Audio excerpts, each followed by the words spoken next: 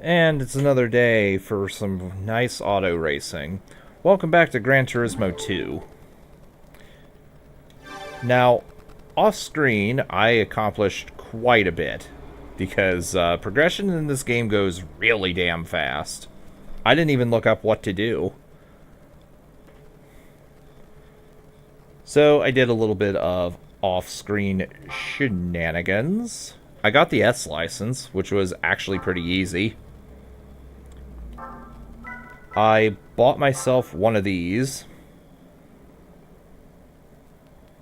upgraded it as much as I could without pushing it beyond 295 horsepower, won the Trial Mountain Endurance, which I will do soon, and then I got this, and then I used this in another race, which we will see later.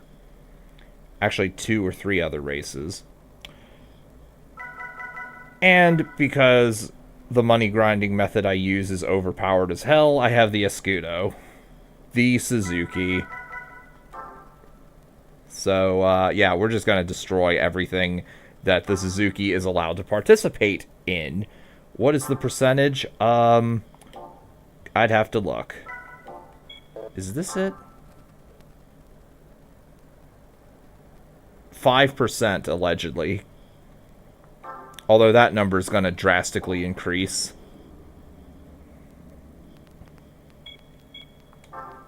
So we'll just do Trial Mountain Endurance now to get it out of the way. 30 laps. And we cannot really go above 295 horsepower.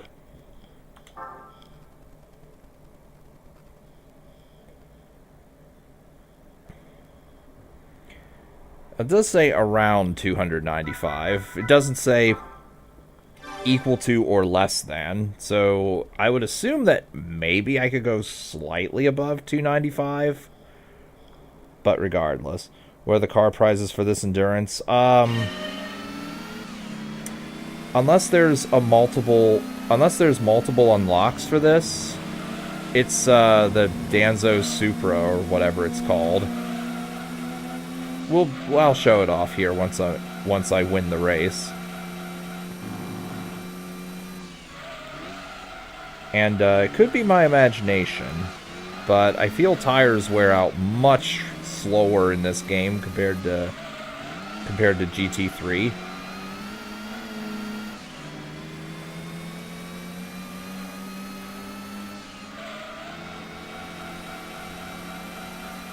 I know they're already in the green, but they stay at green/yellow for a very long time.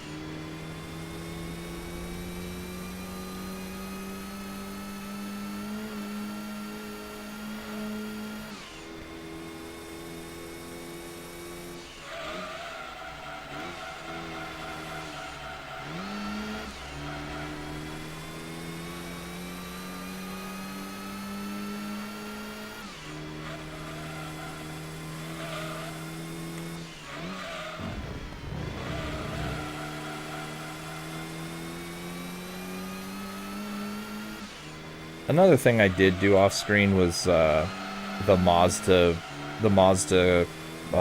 tournament or whatever it's called.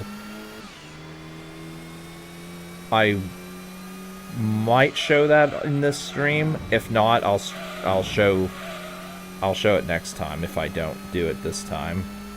Because I might actually do 2 endurances.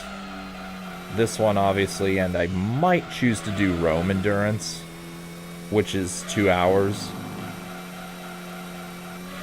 Although I did see a video of that on YouTube that says 99 laps, so maybe if you complete 99 laps before the timer hits 2 hours, you win the race?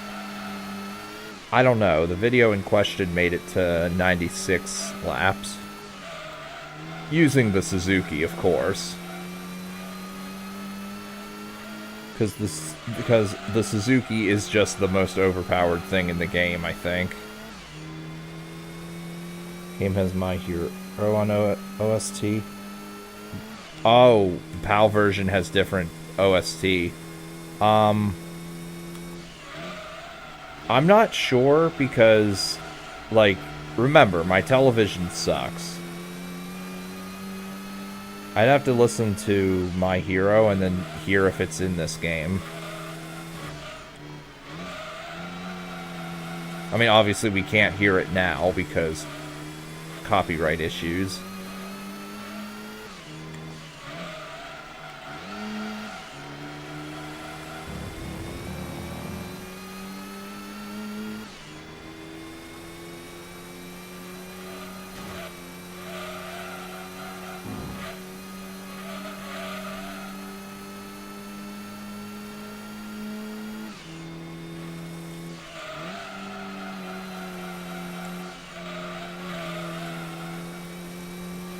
And for the record, I do not have any special tires equipped on this car. I'm just using the default tires, and they are still going to last for quite some time. I'll only need to make one pit stop.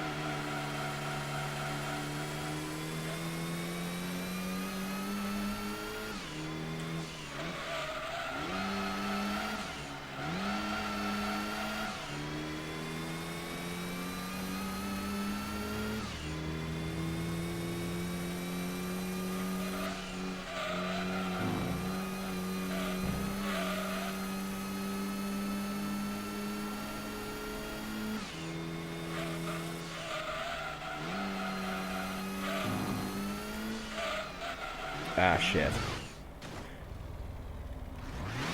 Let's try this again. One thing I've noticed through my off-screen shenanigans, first time I won this, how many pit stops I take? I only took one pit stop. One thing I've definitely noticed throughout my off-screen shenanigans is overall, it is way easier to spin out in this game than it is in GT3. Overall.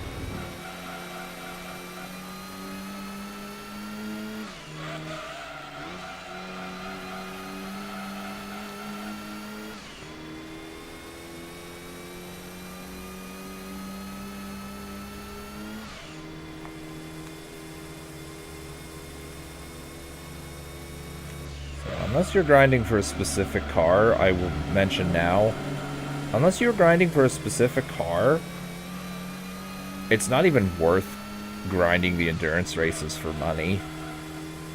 Because, like, there is a race later, or, well, I say later in the stream that I'll show off, that if you win that race, you get a car that sells for 500,000 credits, and it's like 7 minutes a pop, and it's repeatable. So, plus you win 50,000 for winning the race itself. So after about half an hour of that, wait, let me think. Let's see, my math's correct. 7 hours, or 7 minutes times 4. Yeah. So you can make like 2 million credits in half an hour.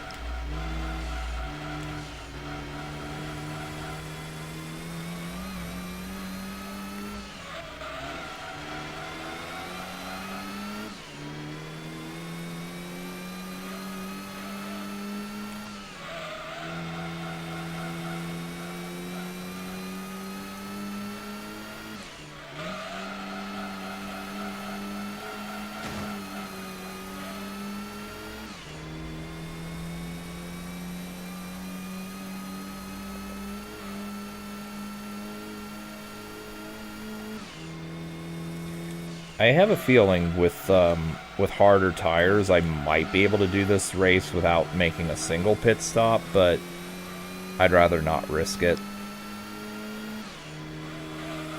Because remember, more durability tires equals worse performance.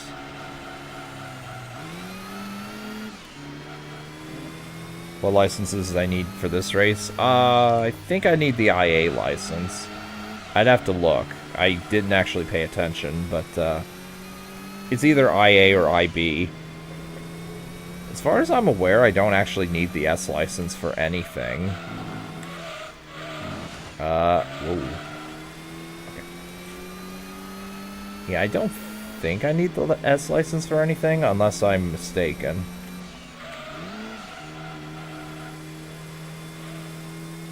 Speaking of the licenses, all of the rally races in the license test, they're all stupidly easy. For whatever reason, they were stupidly easy, to the point where I got gold on every single license test that takes place on a rally course, except for one, and that one I did that I did not get the gold for, I did absolutely horrible on. Like, embarrassingly horrible. And I just barely didn't get gold. So if I were to try that again, I could absolutely get it.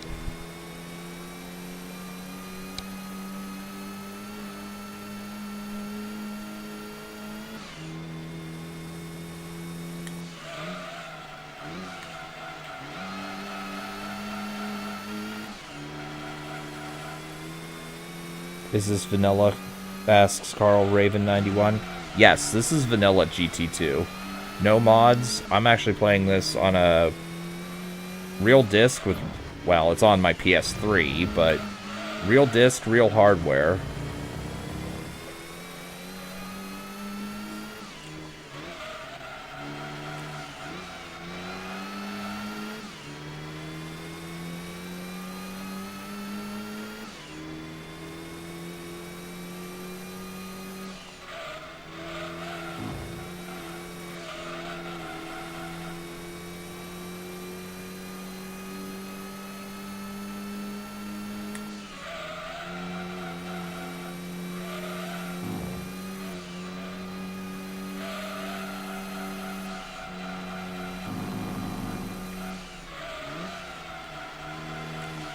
Whoa. PS1 games are better to play on console than on emulator. Well, the ones with emulator issues definitely are, obviously. And it depends on if you play emulate. If you use an emulator, it depends if you use keyboard or not. Some games will definitely work better with controller than keyboard.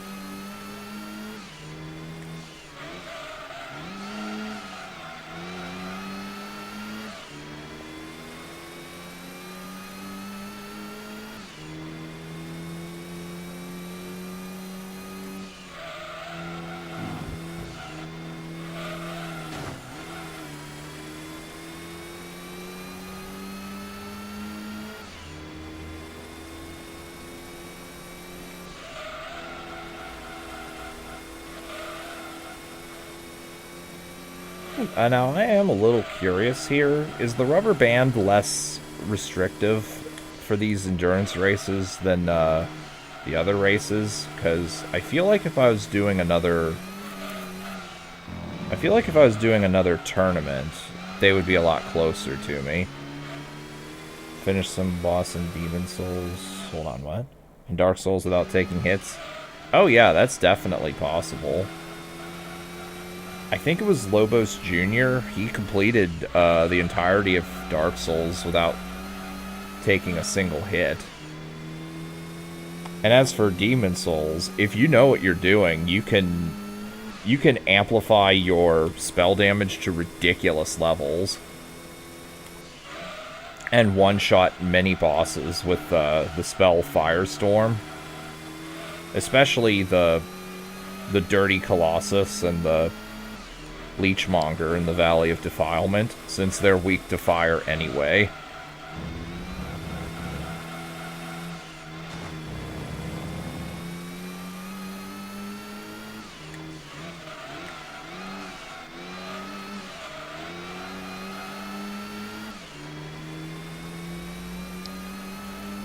Hang on.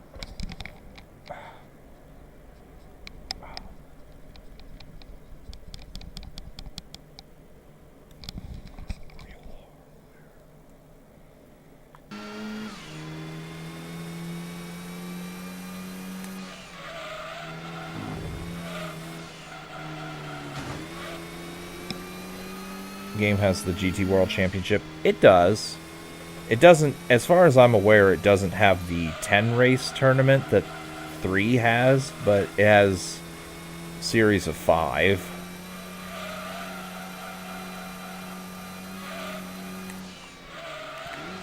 Maybe due to memory restraints, I'm not sure, or constraints, I'm not sure.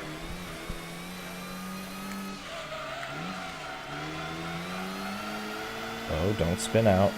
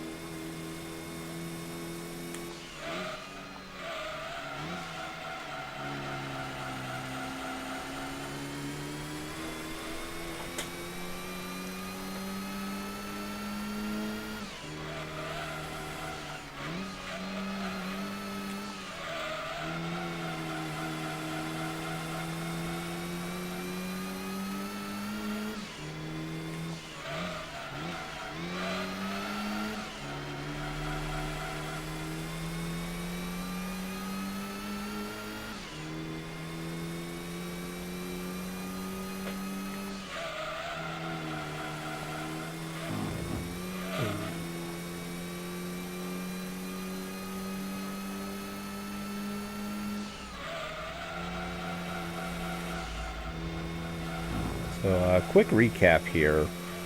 Our tires turned green in, like, the first lap, and they're still pretty damn green. My back tires are just now starting to turn yellow.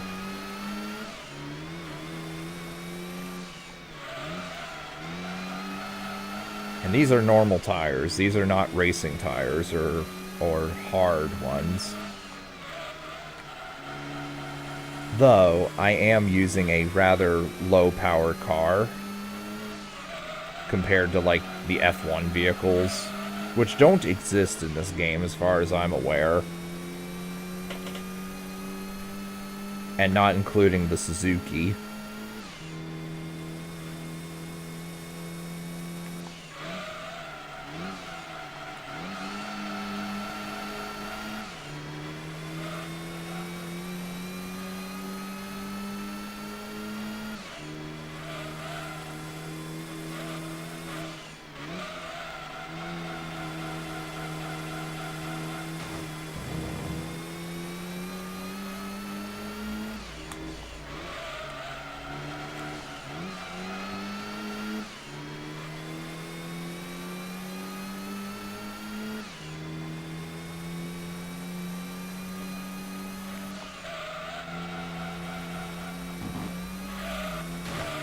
Shit, I am... Okay, stop. Yeah, I need to not suck. Beginning of Demon Souls, mandatory to die to that enemy. Oh, the Vanguard. You can kill it, but you will die at the end of that section anyway. Because you just get punched by the Dragon God boss in the cutscene, and that kills you.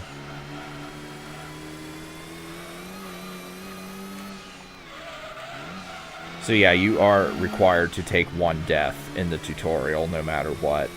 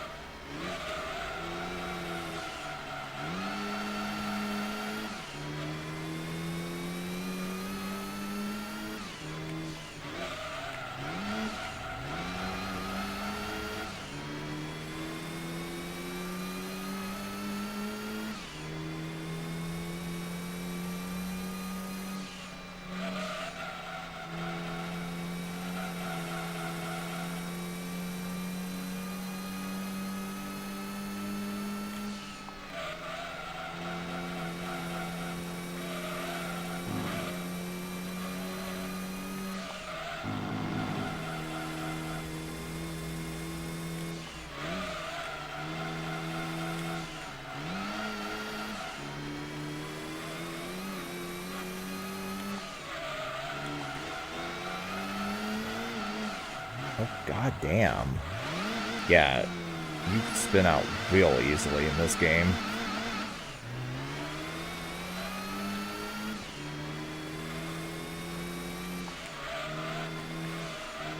I'm also not sure if the AI actually makes pit stops.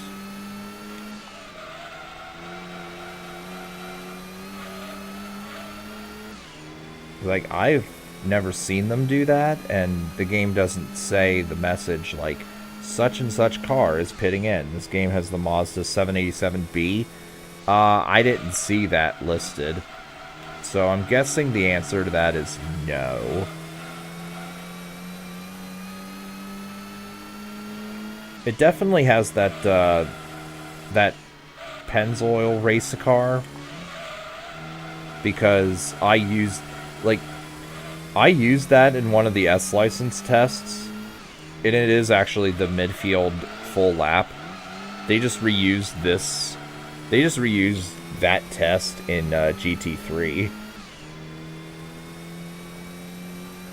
But anyway, yeah, that one's in the game.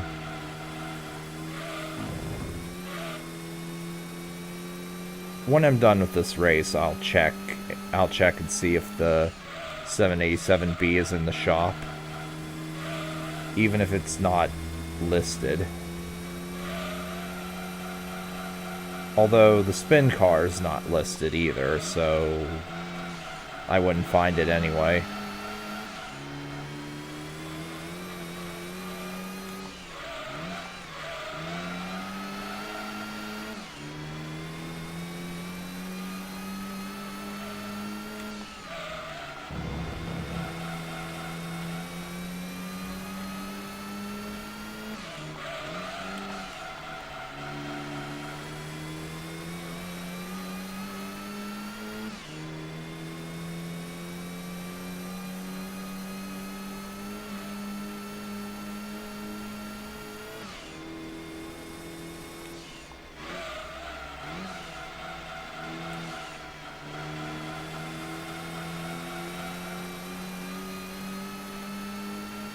Gold is tight like the GT3 times.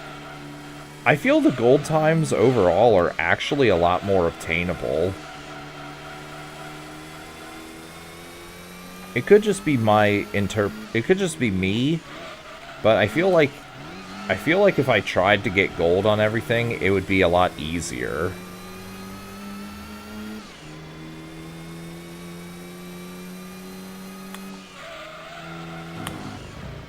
Like, I mentioned this on Discord, but I got all of the S license tests with relative ease, except for the Laguna Seca full lap with the Viper, because that one tried its best to overtake the GT race car. It tried to overtake that thing as the spin car. That is the only reason I had trouble with it. And the race that the license where I had to actually use the spin car to do a full lap was Apricot Hill, and I did that pretty quickly. That car gave me no issues on that test.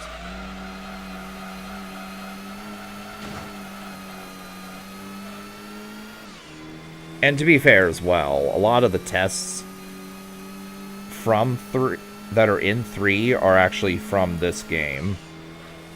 Like, I was playing them off screen and I recognized what I had to do. And for all I know, if the license tests exist in GT1, they might have existed there also.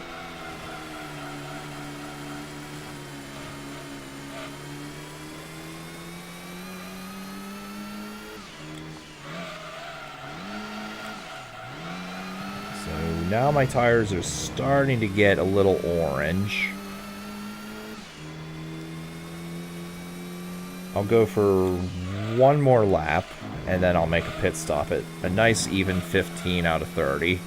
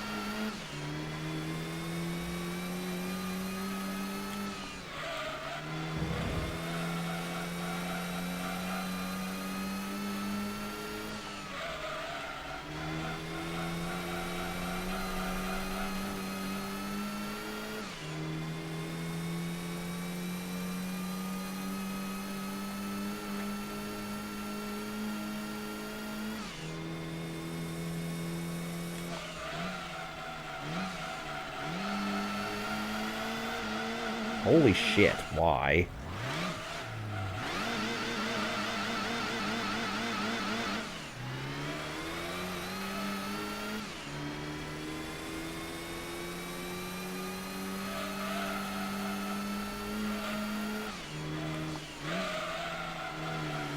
Longest endurance of the game. Let's see how long each of the rest of them take, but it's looking like it might be Rome, because Rome is a fixed 2-hour race. Unless you somehow complete all 99 laps before 2 hours.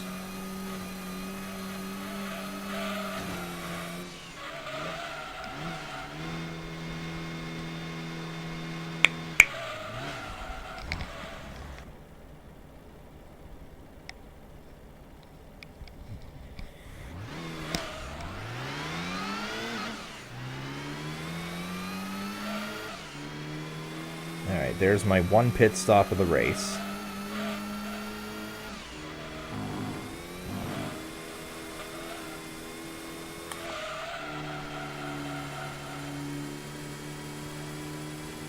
Now, how many pit stops did I make in this endurance in 3? I remember in 3 it was a fixed 2-hour endurance. And I remember using the Jaguar road car because I didn't realize that the spin car would have a road variant, meaning that I could use it for races that ban all upgrades except tires.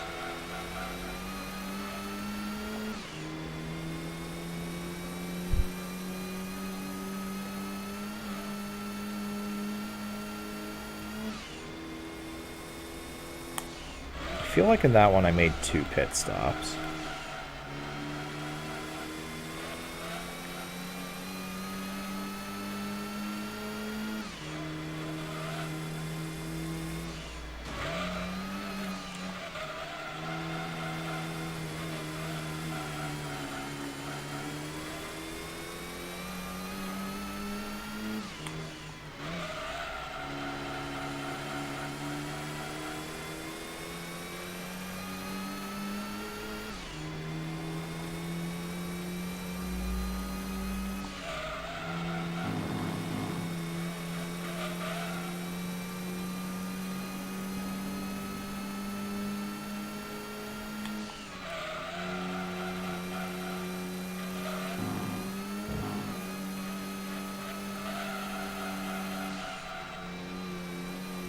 Ah.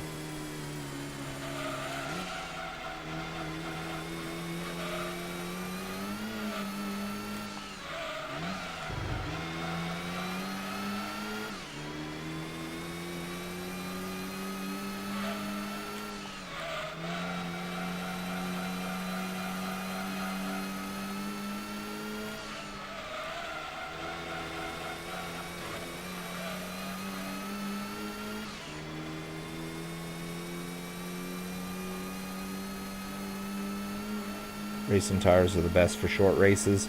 Yeah, absolutely. You want to go super soft for short races, which usually means races that don't have tire wear.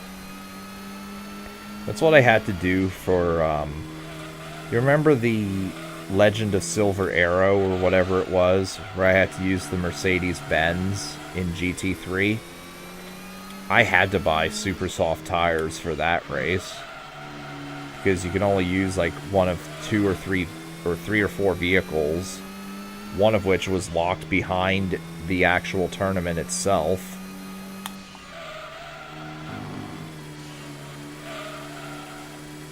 And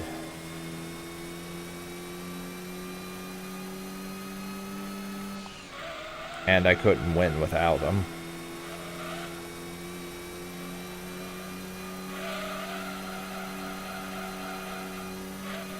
Sport tires or standard tires makes turns really bad. And it's normally the hard ones that underperform. Or at least in this game. But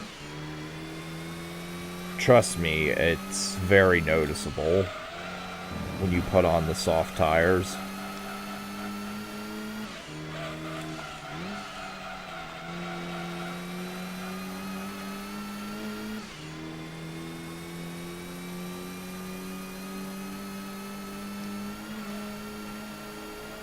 And yeah, this car is this car is fairly heavy as well.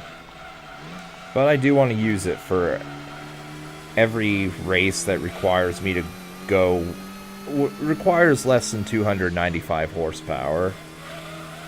Since I think this is as good as I could, unless I'm wrong, this is about as good as I can get in those races. Rally courses of the game, I can show that off too. I haven't actually done any of those yet.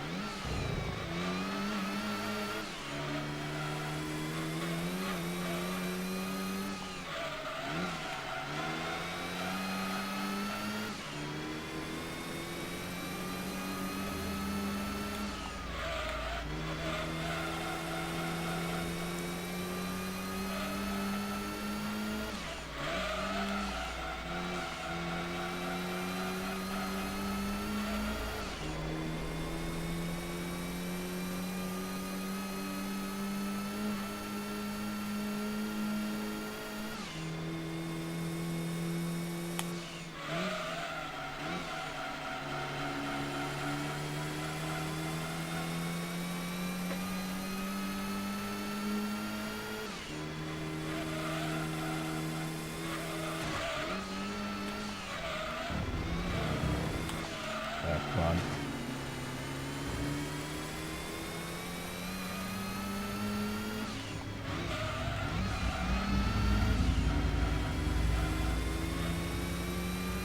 Burnout series, I have interest in LPing, PS2 games included.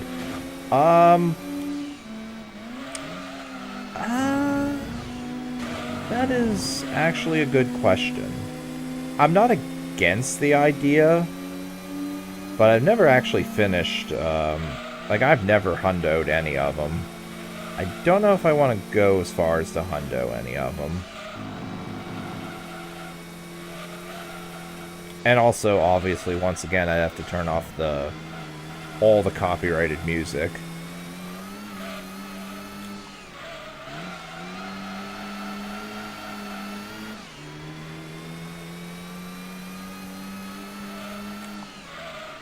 Like, here... Normally when I play the Burnout games, the only ones I played are Burnout... hold on, let me look.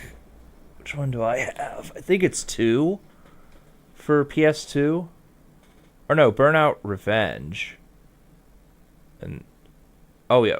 Okay, that one, Burnout 3 Takedown, and for PS2. And Burnout Paradise for 360. Anyway, here's what ends up happening when I get the mindset to complete any of them. I did actually complete Paradise any percent, partly because of trophy whoring. But, like, I get the mindset of I'm gonna complete the game, and then I lose interest and do something else.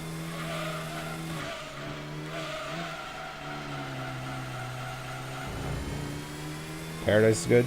Yeah, Paradise is pretty good. I do recommend that one if you are into the other ones, for sure.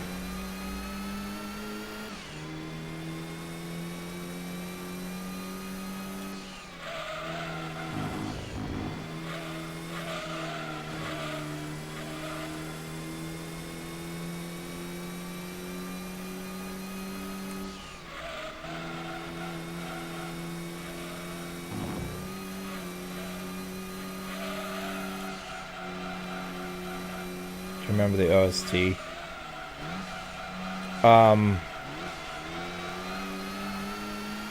I remember some of the OST for which one? Paradise or Takedown? Or not Takedown, but Revenge. Paradise, I remember some of the songs. That one had I think that one had My Curse by Killswitch Engage. Yeah, that one, it had Stop by Jane's Addiction. Paradise City by Guns N' Roses, which is the main theme of that game. Nothing to Lose by Operator. Girlfriend by Avril Lavigne. Let me think. What other songs are in Burnout Paradise? I remember those ones. Oh, Rusty Cage by Soundgarden, I think was in that game. If I'm confused... By the way, if anyone in the chat knows if I'm confusing it with Burnout Revenge, correct me. But I know some of those are definitely from Paradise.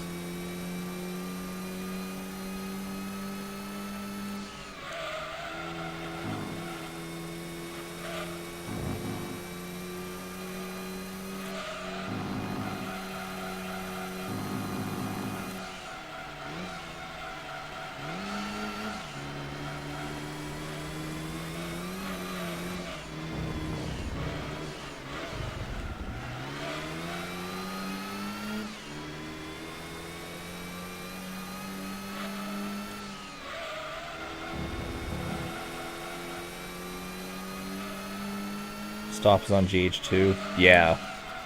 I think it's only on... I forget if that one's a 360 exclusive or not. I like Jane's Addiction songs. I like some of them. I'd go so far as to say I like playing them in Rock Band / Guitar Hero. But that's about all the further I could say for it, to be honest. For their music, to be honest. I don't listen to them on my spare time. Although, isn't Ben caught stealing in Grand Theft Auto San Andreas? I think it is. I'll listen to it in that game, too.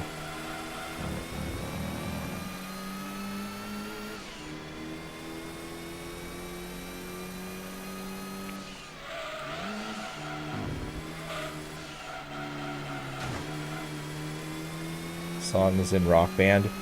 Rock Band specifically, Rock Band 2 has Mountain Song on disc. It also has the rest of that. They also put the rest of that album as DLC.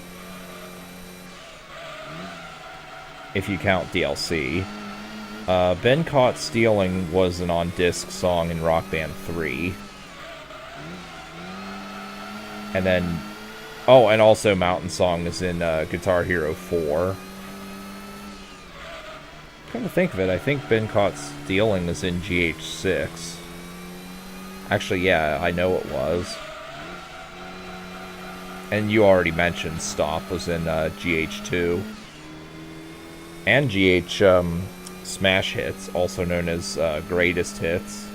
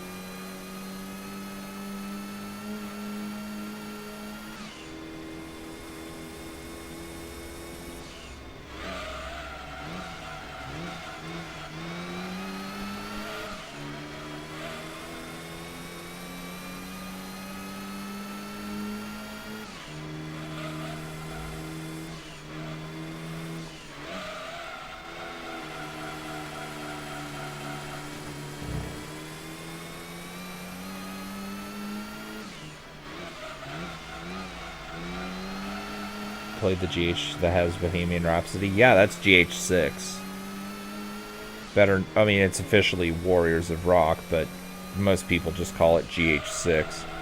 Yeah, I played that one. That was one of the best games in the series, honestly.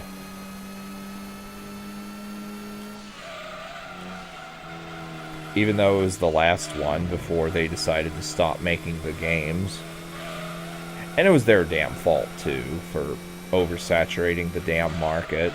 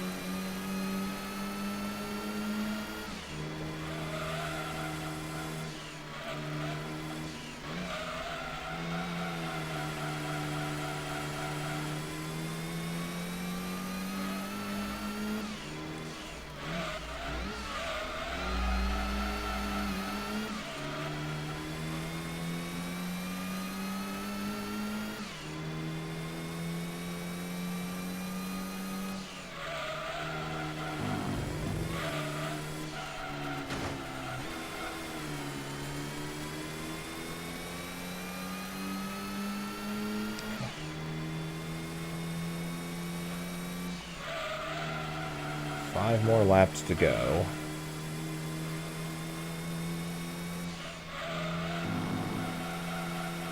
Dead Space games are good.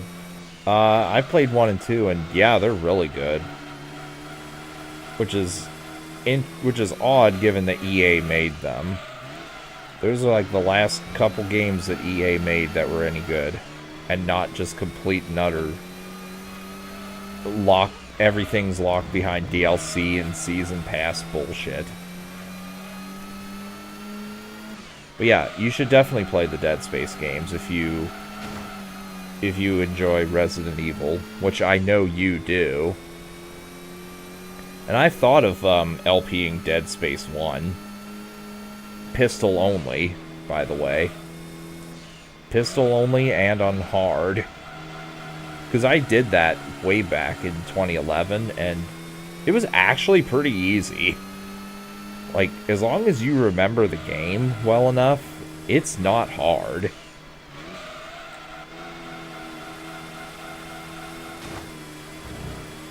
It's like with pistol only, you can save up. You can save up all your money for upgrades and ammo for that.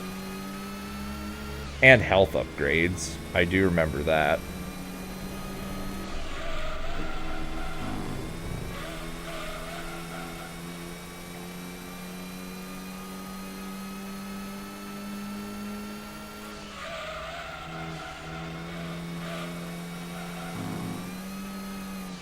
Ah.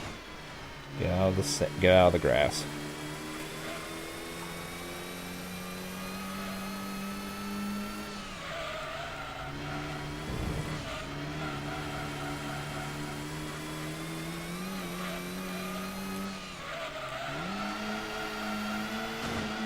Stop trying to spin out.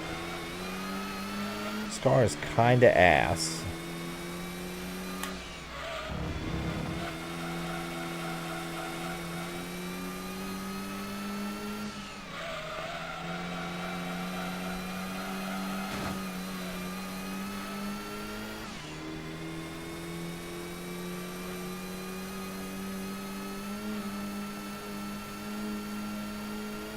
The best original GT track for you? Oh, GT original track. Well, I assume we're gonna have to at the moment we're gonna have to exclude Special Stage 11 and 5. Just from GT, so far I'd say Gran. I've said this before, but Grand Valley.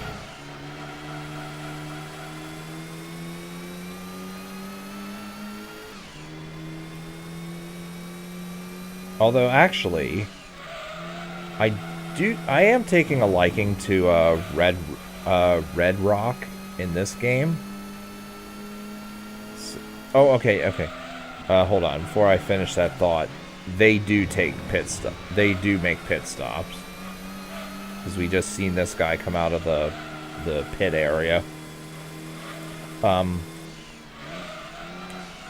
So, depending on how much more I end up playing Red Rock, and if it's in GT4, I might end up saying that instead.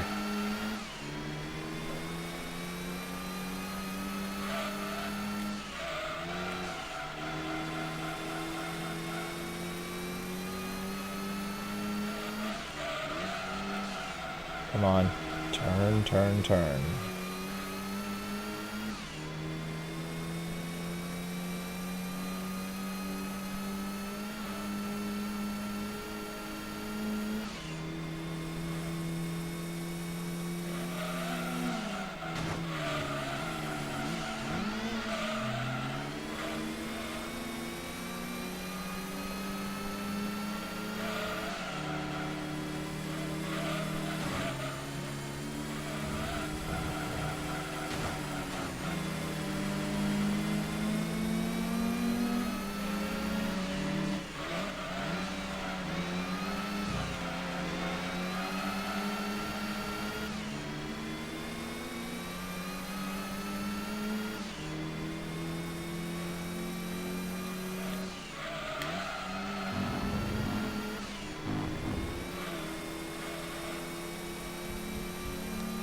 Okay.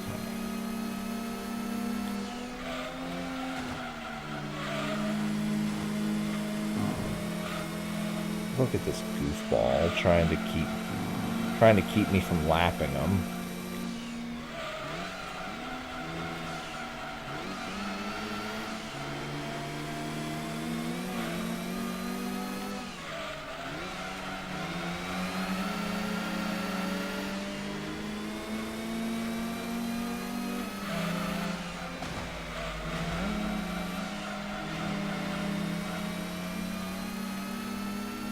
Midfield Raceway is good.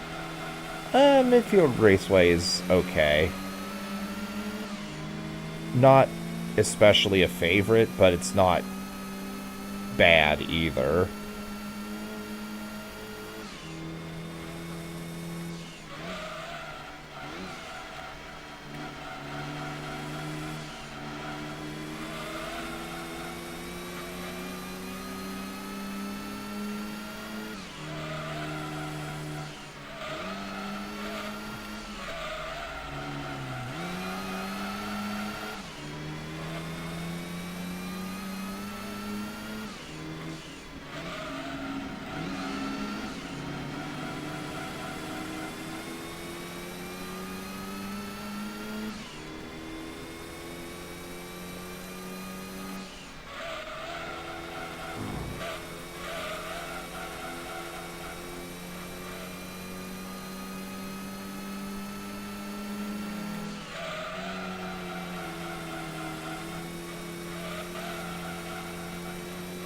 So, if I'm correct here, if these guys have not made a single pit stop until now, they literally waited until like the last lap to make a pit stop.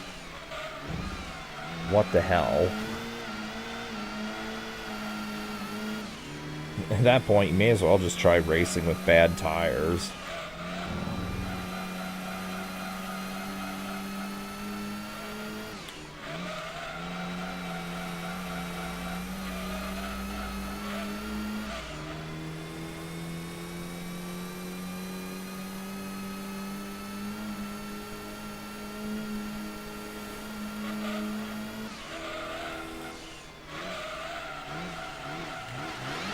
Come on, damn it. Turn.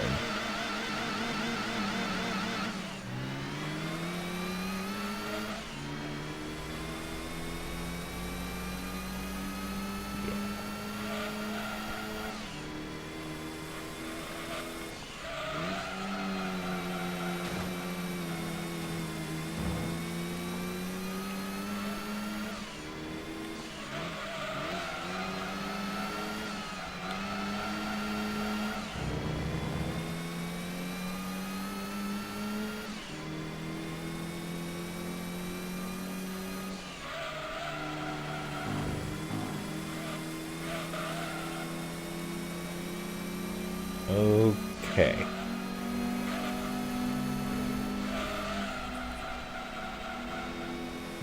Now, obviously, I'm not waiting for all these guys to finish.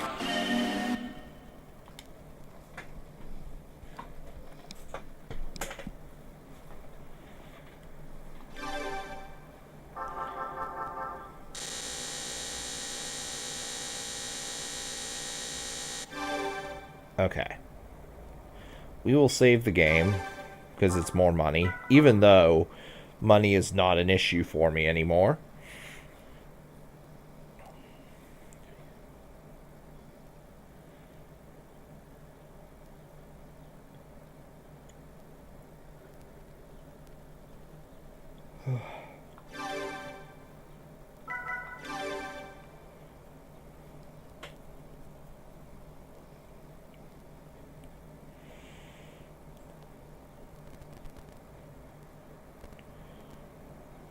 Okay.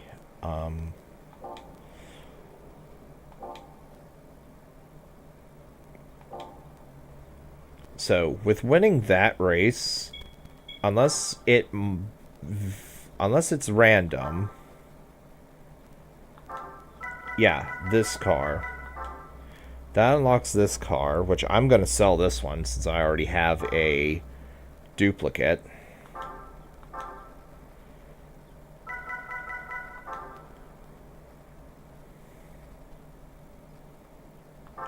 So we'll get in this one. We'll do a few races with this. Essentially just to show off what I did off screen. I'm going to sell this because... Actually, I'm going to sell both of these. Because I'm going to be winning another one.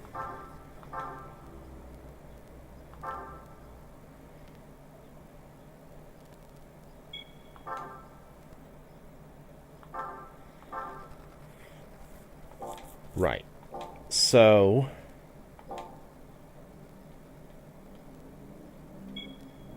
let's use... go race. So, go race... it's under special events. Actually, let's look at the rally races real fast.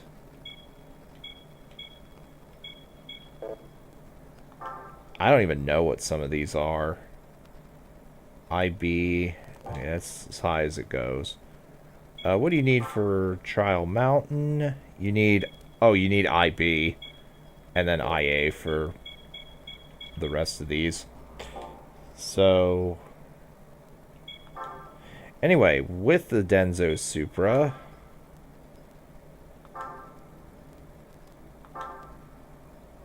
go all the way to Gran Turismo All-Stars. I was doing Super Speedway because it's Super Speedway. It's literally an oval. And you win 50,000 credits. Or, yeah, you win 50,000 per win, and it takes like 3 minutes. But the car you win sells for 14,000. And this is what I was doing. We'll do that real fast.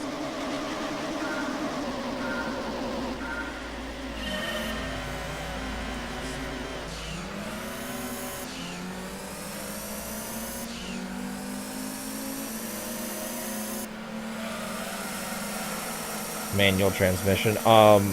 That's where you switch gears manually. Some people do like using a clutch, but I don't see why anyone would do that IRL. But some people do. Some people definitely do.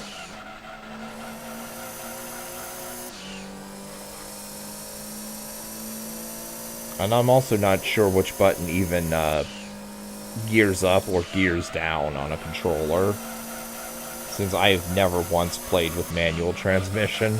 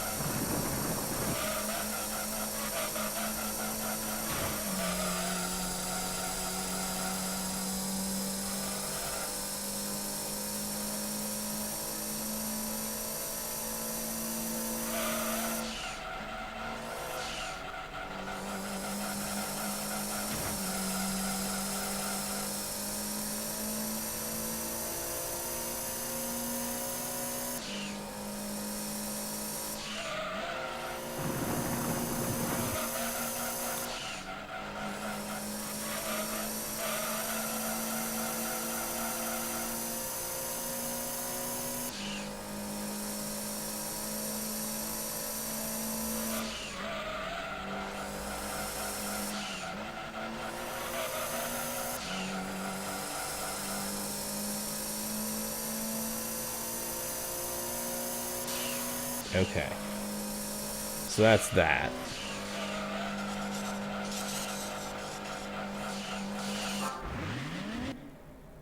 Okay.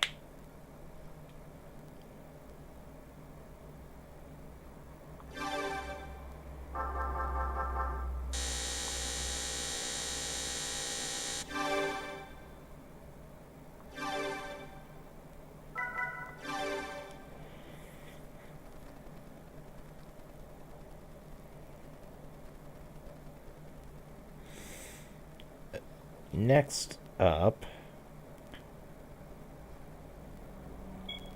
Red Rock Valley. Now, I did win Special Stage 5 with this car, and it kind of sucks trying to win with this car.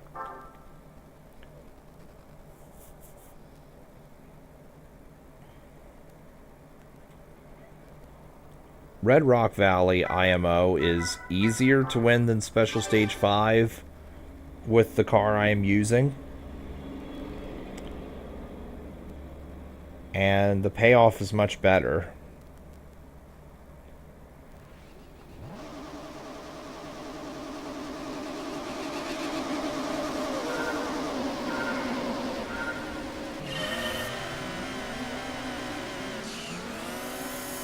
So, 3, 4.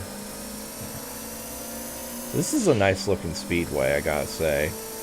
I hope this is in Gran Turismo 4 so I can enjoy this track with really nice, well, I say nice, but PS2 era graphics. This is one track that was omitted from GT3. Actually, a lot of tracks from this game are omitted from GT3. Also, fuck, this is a really fucking bad start. Yeah, this car likes to spin the fuck out.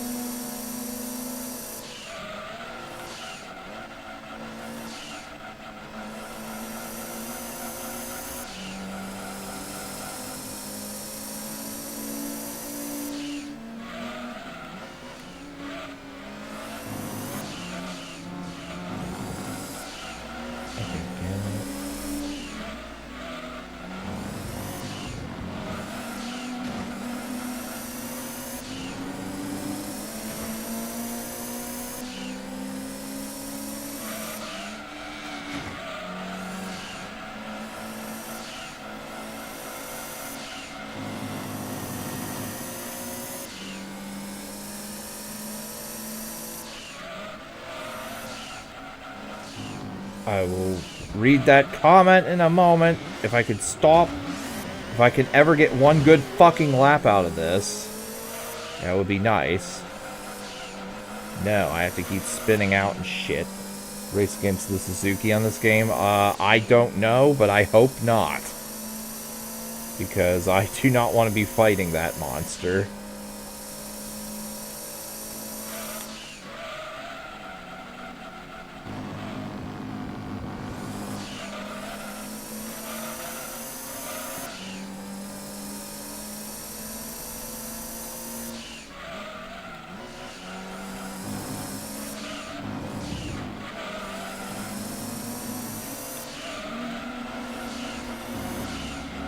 Come on, go!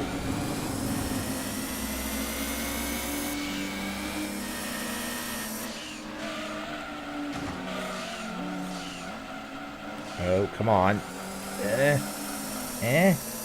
Okay. Just maintain the pole. Maintain the pole position. And we win the race. I mean, I know I got 2 laps to go. Come on, fucking turn, would you? Not like that, you fucking asshole.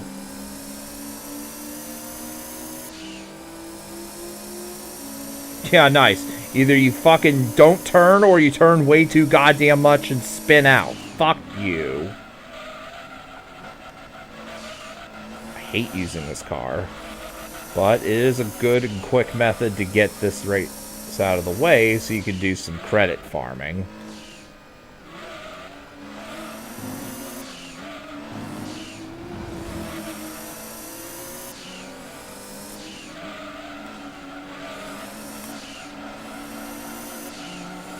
on, please. Go, go, go, go, go, go, go, go, go.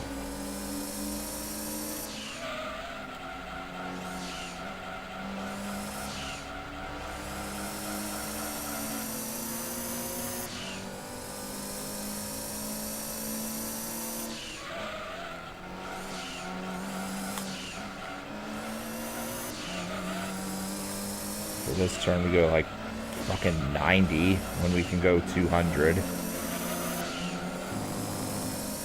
There we go, so we can actually make the turn. Come on.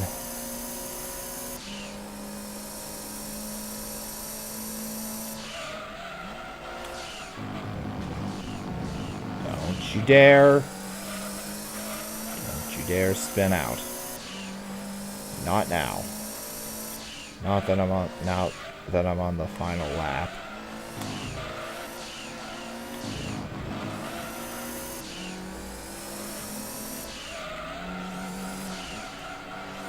Come on, turn. Okay, good.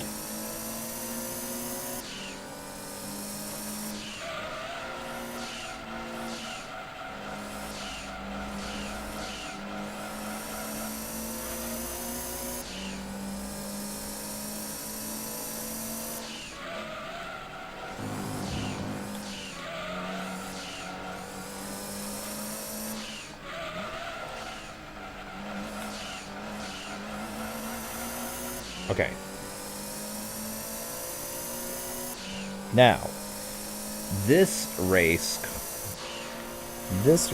nets you the TVR Speed 12, which sells for 500,000 credits. And you can repeat this. So, yeah, this is how you credit farm big time.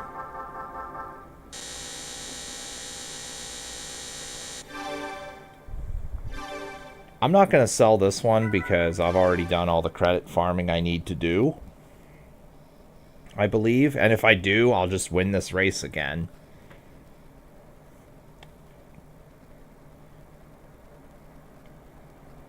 Now, I could do Special Stage 5 with this car, like I've already done, but the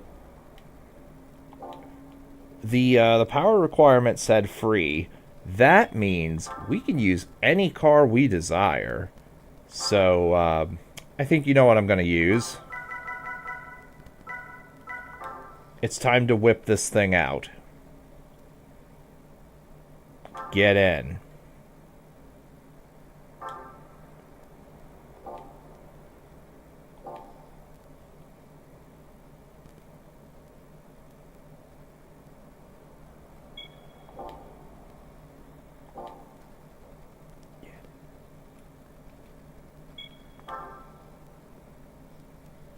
Now, let's win the rest of those, actually, wait, Sunday Cup free. I am not limited by power. I finished 5th last time I did the high-speed ring with the, that Suzuki Alto Works. Somehow I don't think I'm going to be finishing 5th this time. What do you guys think? Do you think I'm going to finish 5th? With the Suzuki I'm driving? I don't think so. Unless all the other racers are driving super high... Never mind, they're not driving super high-powered cars. I'm gonna smash this thing.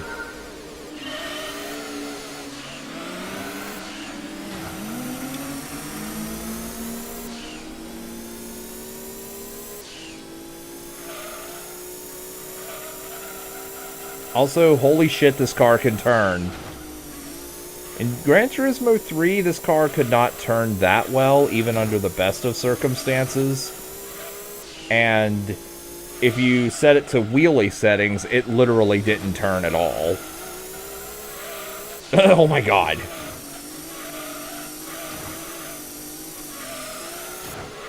Oh no, I hit a wall. Oh well, let's just keep going.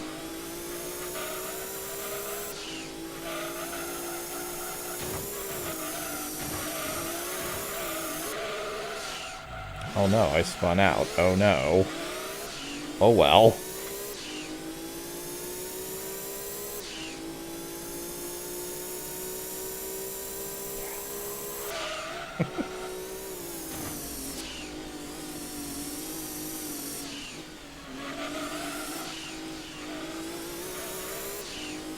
I'm not even... For the record, I'm not even trying.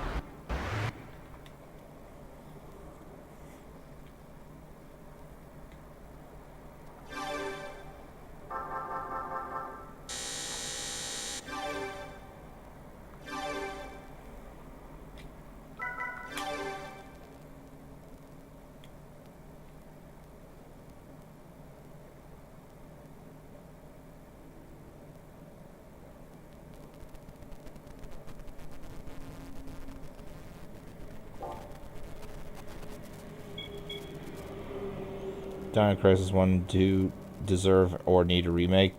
Yeah, absolutely I do. Especially Gran Turismo, or especially Dino Crisis 1. Since, as good as it was, it had some problems.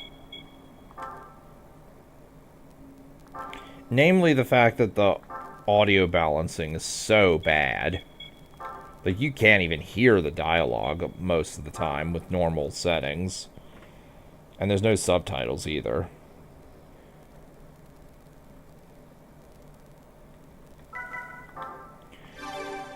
As long as they treat, if they were to remake Dino Crisis 1 and 2, as long as it gets the RE2 remake and RE4 remake treatment, yeah, absolutely, they should remake it.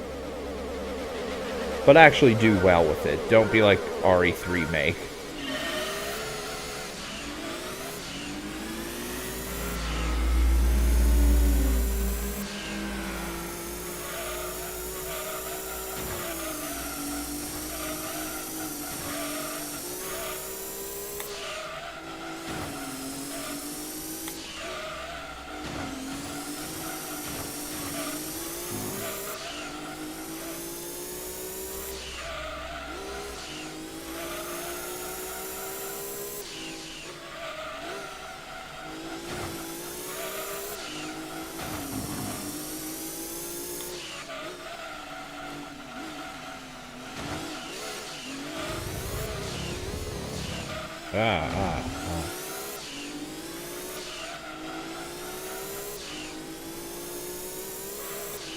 Dino Crisis have problems. Yeah, Dino Crisis 1.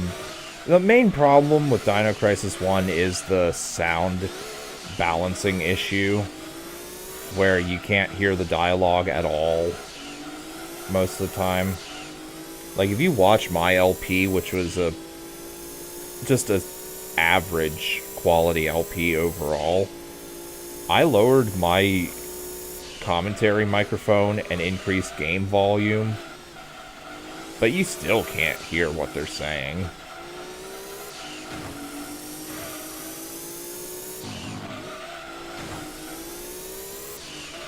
But yeah, that's the only noteworthy problem with the Dino 1.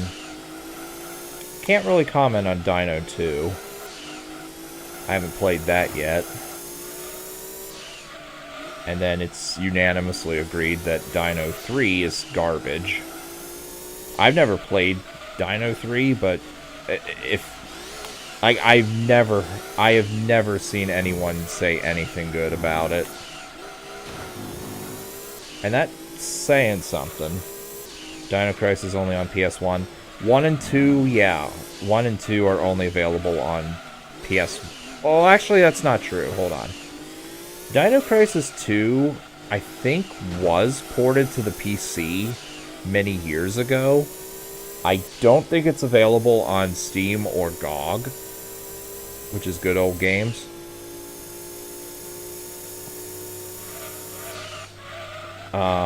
And it was ported to the Dreamcast.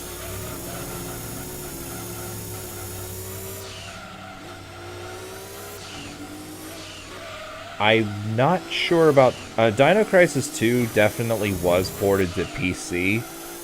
Although back in those days, PC ports of console games were usually terrible. Without... At least without heavy third-party support to make the games more enjoyable.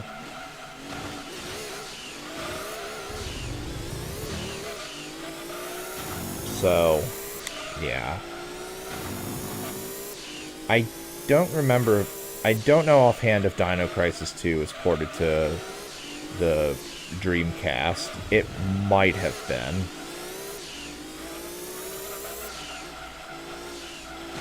Dino Crisis 3 killed the franchise? Yeah, basically. I mean, there's never been a DC game since. Okay, Dino Crisis, I should say. DC also stands for Dreamcast. But yeah, Dino Crisis 3 did kill the series. It didn't sell well, and nobody liked it.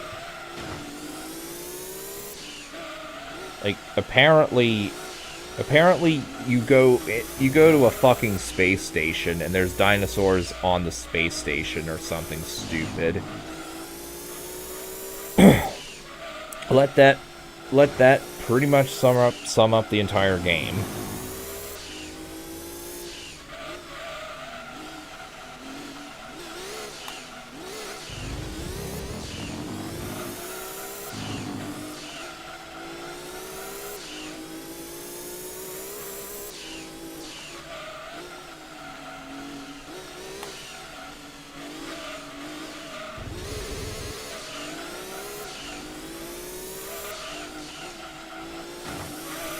Game doesn't have jungle scenarios. What, 3? I would assume the answer to that is no.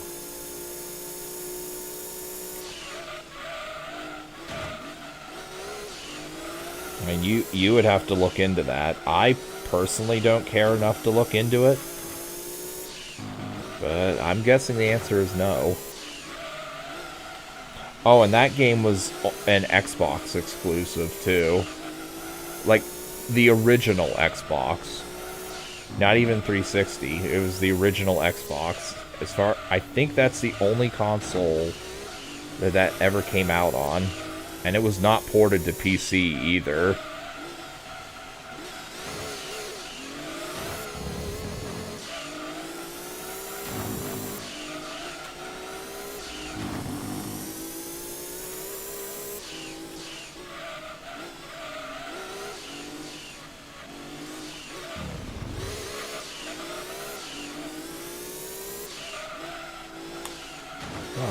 Would you? No, no. Come on, fucking turn. There we go.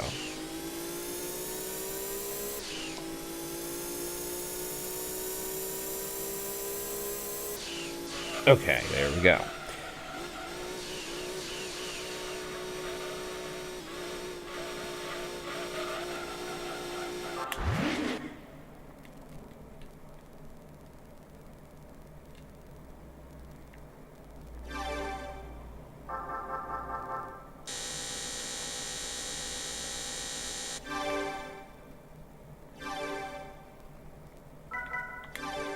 Alright, let's win. You know what? Let's finish off this tournament, and then I guess we'll do Rome Endurance, and then I guess I'll call it a stream. Because 2-hour Endurance is pretty long. Rome and Laguna Seca. Let's do Rome first. Before we do Rome for 2 more hours.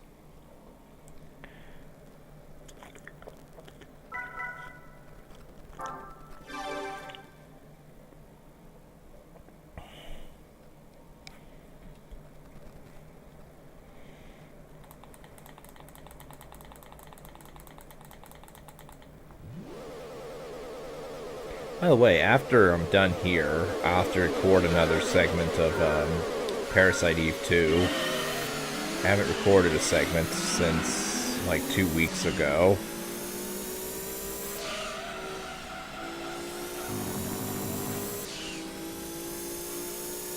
I don't know, like, I'm kinda into Parasite Eve 2 at the moment, but I'm personally not a fan of how they changed the game. Like, the first game was basically Final Fantasy with a good bit of Resident Evil elements. And Parasite Eve 2 flipped it around. They made it basically Resident Evil with a couple Final Fantasy elements. If that makes sense. And in my honest opinion, it was better the first way. Like, I liked the idea of leveling up and getting stronger.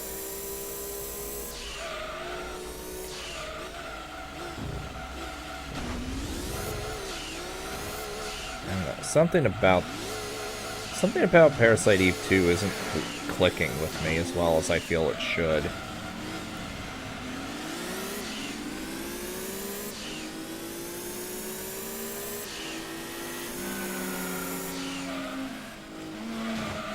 Get out of the way, Ford GT40.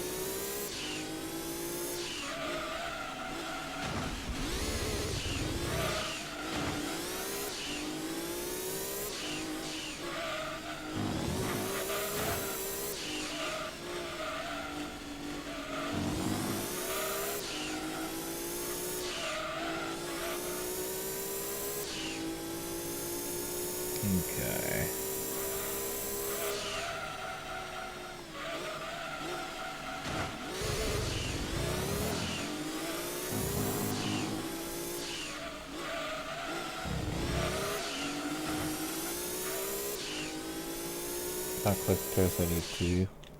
A bunch of people love the game, consider it a classic of PS1. I am still early on in Parasite Eve 2, so that could change. I've only gotten through the first boss. I do like some elements of Parasite Eve 2. I'm not saying it's bad, per se. Not yet. There is a chance that it can turn around, and I am keeping my optimism. I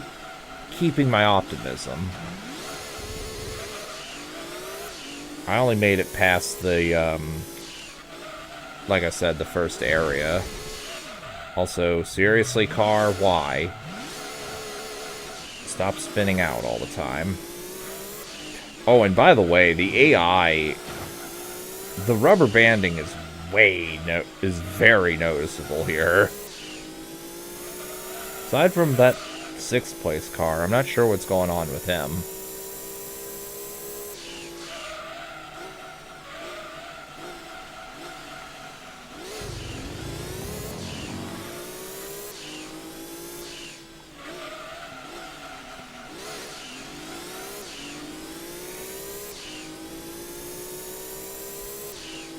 Though I will say, it might also be one of those instances where I have to play through the game a bit, like a few times before I truly can start enjoying it, because I hated Resident Evil Code Veronica for a long time until I played through it a couple times. And then once I played through it a couple times and started to learn how the game functions and really started to appreciate what the game has to offer, then it became one of the best in the series. So I am willing to accept that it is just me at the moment.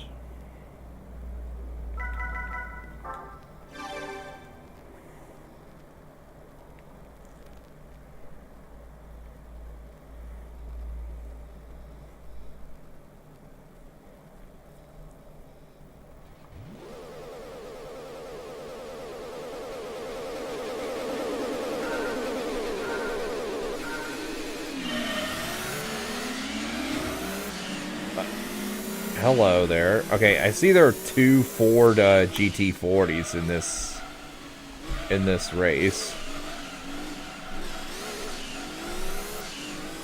What is my tier or ranking of RE games finished, including remakes? I could make a whole video on the topic, but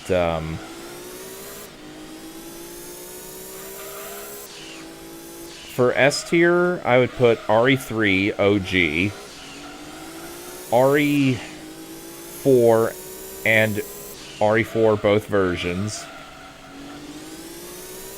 and I would say RE2 OG. At the very top of A tier would be RE2 Remake, and then lower down in A tier would be CVX.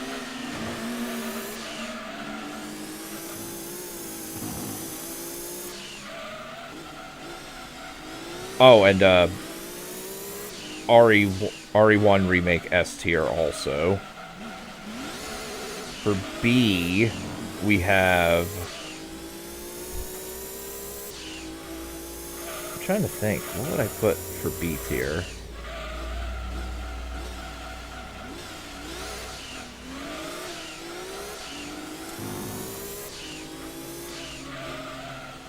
That's a great question, actually. What would I put in B tier?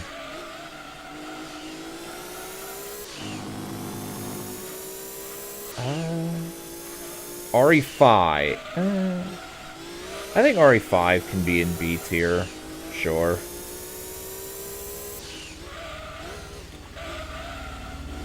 Oh, and I guess we'll put RE3 Remake in B tier. Maybe. I don't know, either low B or high C. And then for C tier, put RE7. The first half of RE7 is like A plus or S tier. Then everything after you kill Marguerite is like D or F tier.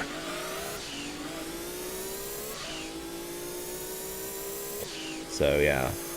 And then RE0.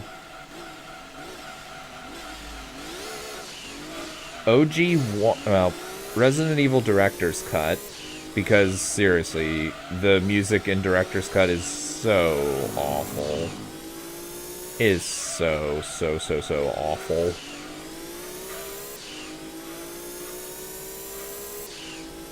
Oh, I also forgot about Revelations 1. I would put that in, like, the bottom of C. I did not enjoy that game. Like, if you watch my LP, you see that I didn't particularly care for it.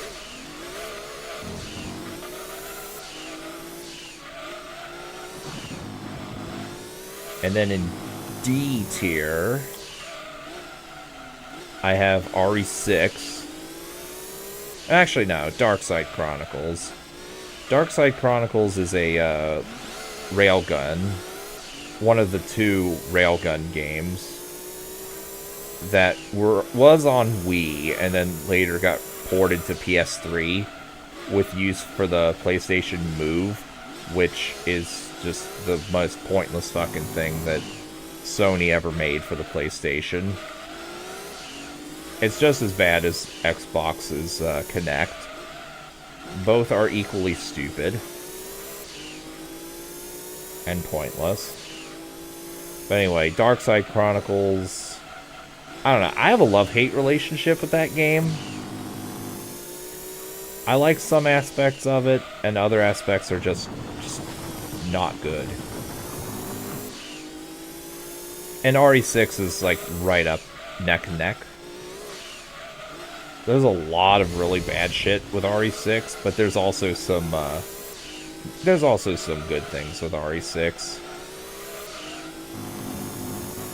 To say that 100% of RE6, whether you love it or hate it, anyone who says that 100% of RE6 is bad, you're just wrong. You're just wrong. Likewise, if you're going to defend it and say it's amazing, you are also wrong.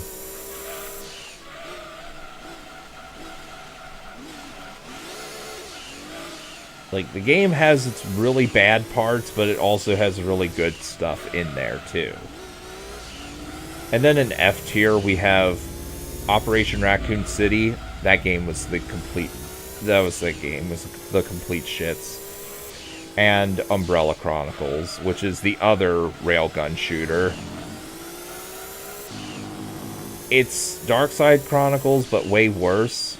With QuickTime event, like, you are expected to replay stages over and over and over again to farm money, I think. Either that or suffer through QuickTime events and bosses that one-shot you if you don't do it right.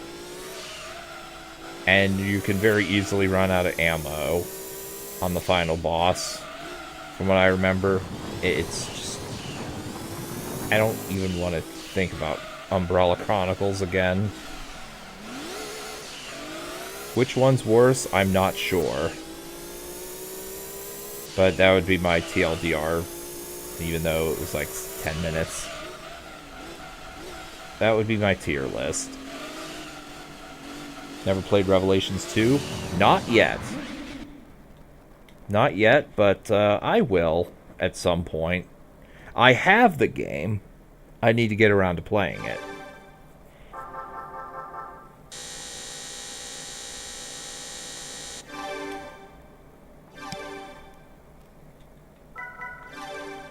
Now here, I'm not sure what I've won. What is the best and worst campaign in 6? Worst campaign is in 6.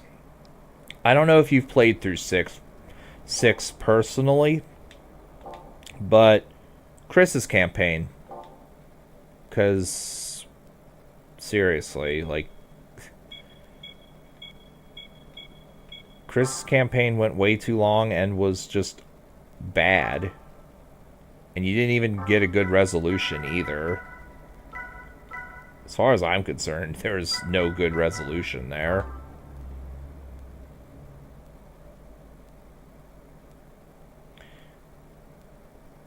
Hold on. Do I have 2 of these? I think I do. Yeah, I have 2 of these. Okay, I'm going to sell one of them. Sell that one. And the best campaign is Ada's.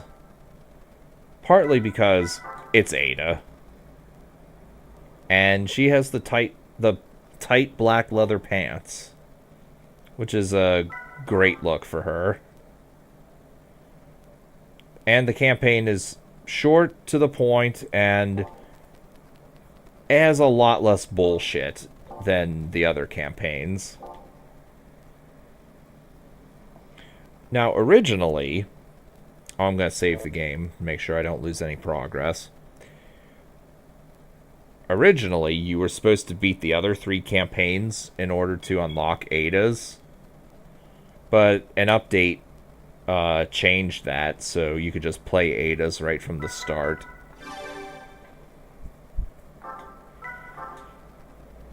Also, another thing, Ada's campaign had better variety, too.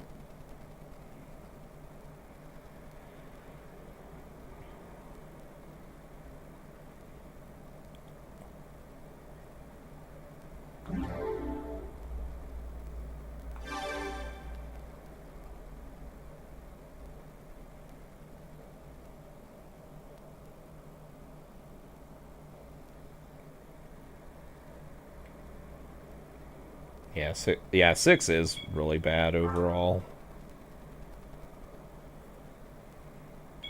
But like I said, there are good things in there. Oh, and Millennium in Rome. 2-hour endurance. Free. That means I can use the Suzuki, so I will. RE5 don't deserve a better tier? No.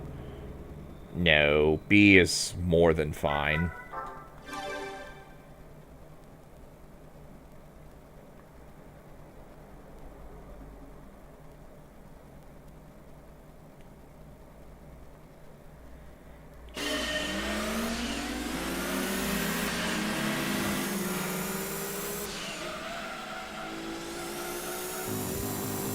Yeah, in my opinion, RE5 being B tier is absolutely fine. Or even too high. One of the two.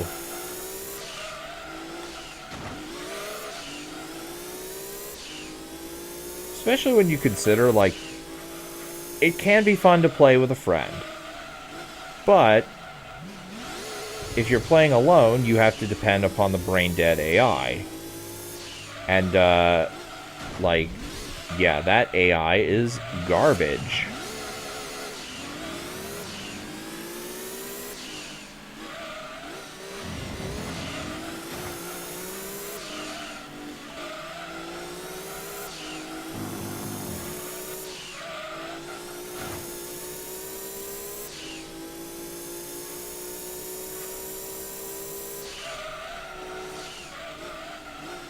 And not to mention the fact that RE5 has the fucking worst normal enemy in the fucking franchise. With the fucking... I call them the fuckboy ants. But the ones that you have to shoot the fucking tiny weak spot, and if they get anywhere near you, they fucking one-shot you. They're completely busted.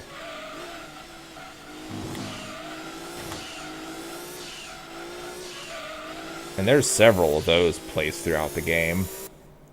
If you play as Chris, the AI is still dumb. Yeah. If you play single player, you have to play as Chris first. You unlock playing as Shiva after you beat the main game. If you're playing by yourself.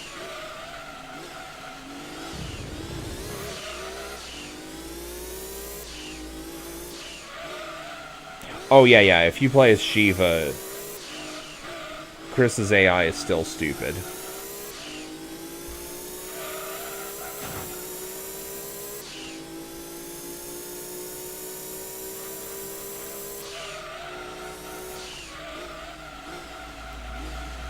And then by contrast, if you play RE6, you get punished for playing co-op. Because the AI partner is immortal. Your AI partner is not immortal if you play with a human.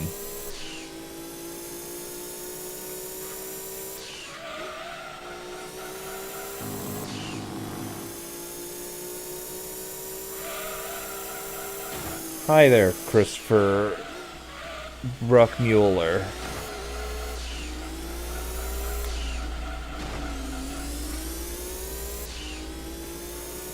So once we're done with this race, I'm gonna call it a stream. Let me know if I should just off-screen all the races where I can use this thing. Part of me is kind of wanting to do that, but part of me also wants to do everything on screen because this game is not nearly as long as GT3 from the looks of it. And there might be more variety in races, but all the races seem to be shorter.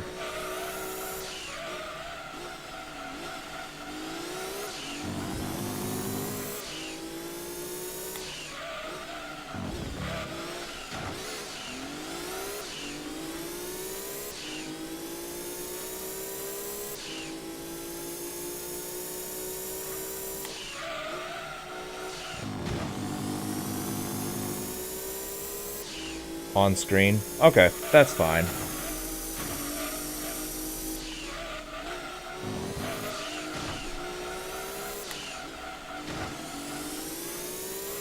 I mean, obviously, if I need to grind for credits, I'll do that off screen, because it's just me winning the Red Rock Valley over and over and over again. 4GT4D is possible to buy? I think so.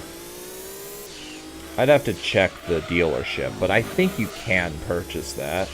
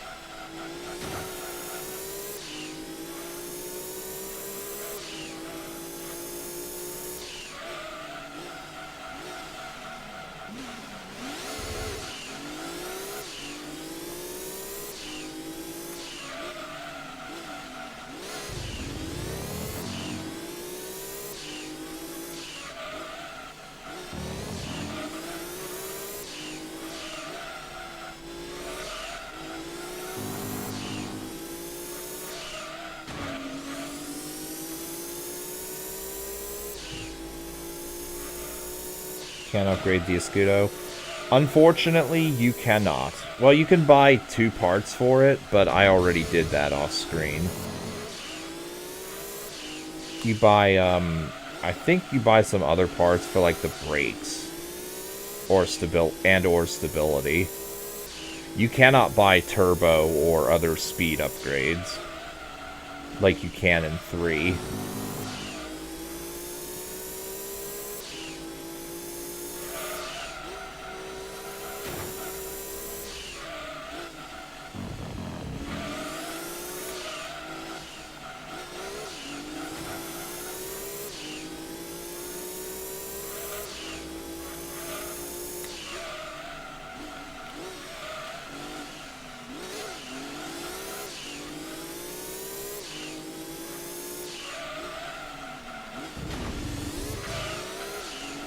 You can equip this thing with different tires. I will point that out. Not that I did that, but you can equip it with different tires.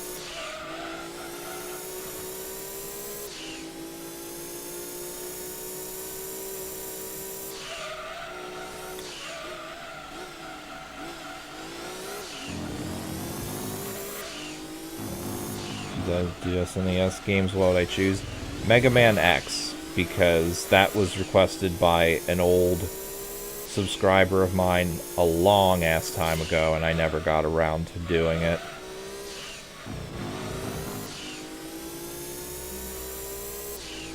So that would be the first thing I play.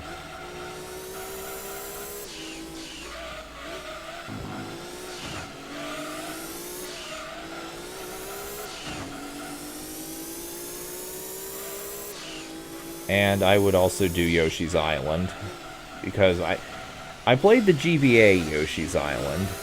I never played the Super Nintendo one, which I've heard is basically just the same game, but some of the sound effects are worse in the GBA version.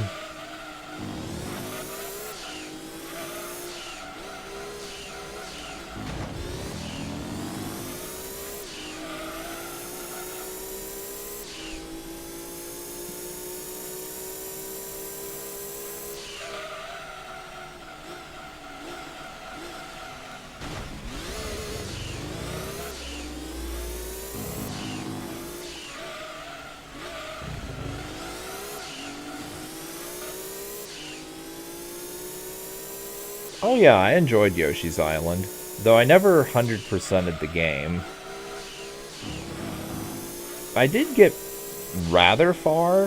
I think I got a cumulative total of about, I want to say it was like 5,000 plus points.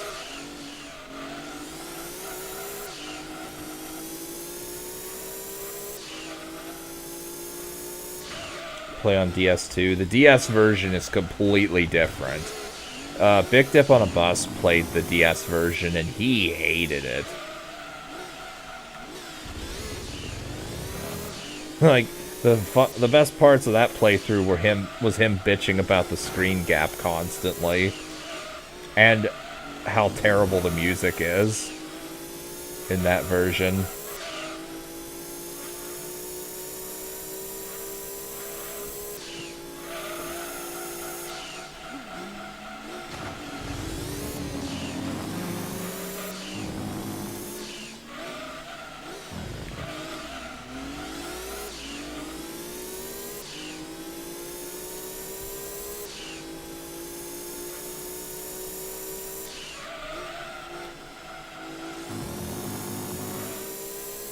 Also, the DS version of the game doesn't have items.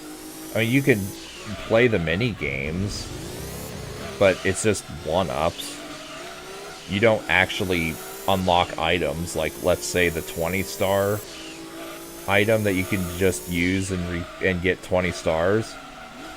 That would be really nice. That would have been, like, I can't imagine playing OG Yoshi's Island without that for some levels.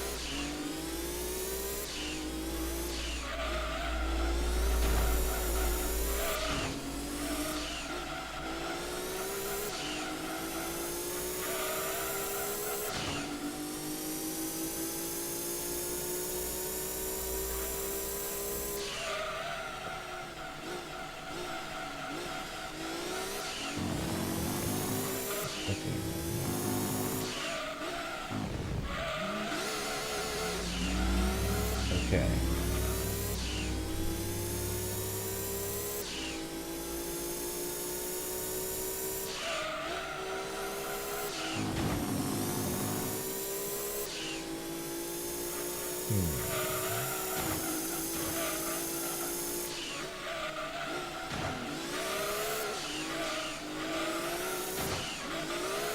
Come on, straighten out.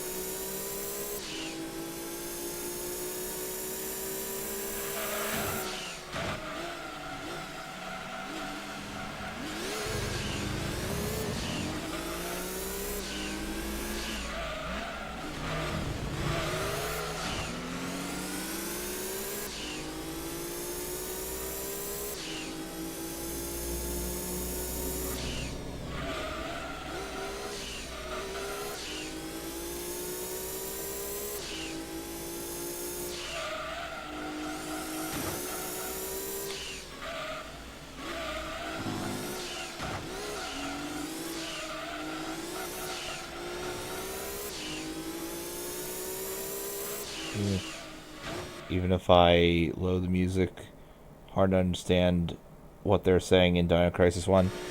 Yeah, there's no audio slider in Dino Crisis 1. Oh, well, there is. There's no voice slider. I think it is just overall volume. Like, you have to check out the first video in my Dino Crisis 1 LP. I do try and adjust that, but yeah, there's no sliders for that.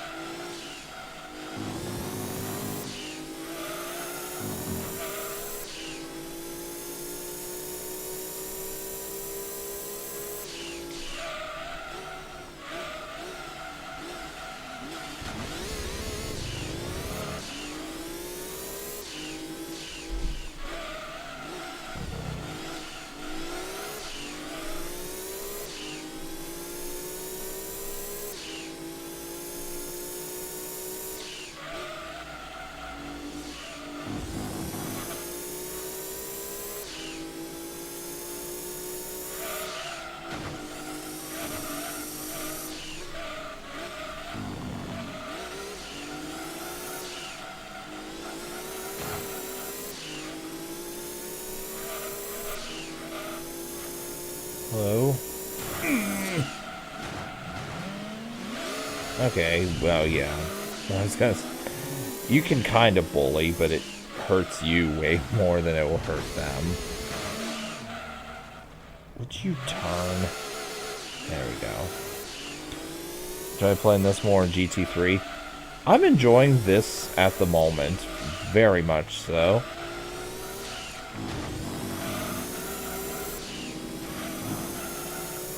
But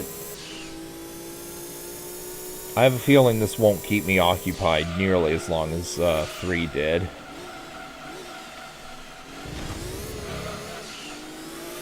But I guarantee you, if I grew up with both games at the same time, I would be saying that I enjoy playing this more because it's simpler to get. Or, well, not simpler to get, but let me see if I can explain this. It's simpler to pick up and play And there's definitely less... There's less challenge early on. Plus, I do feel the progression is slightly better. Because in GT3, it's like... You have to struggle a bit until you get a good car, and then you win your first endurance race. And then as soon as you win your first F1 vehicle, challenge over. This game does make you work more, I'm noticing.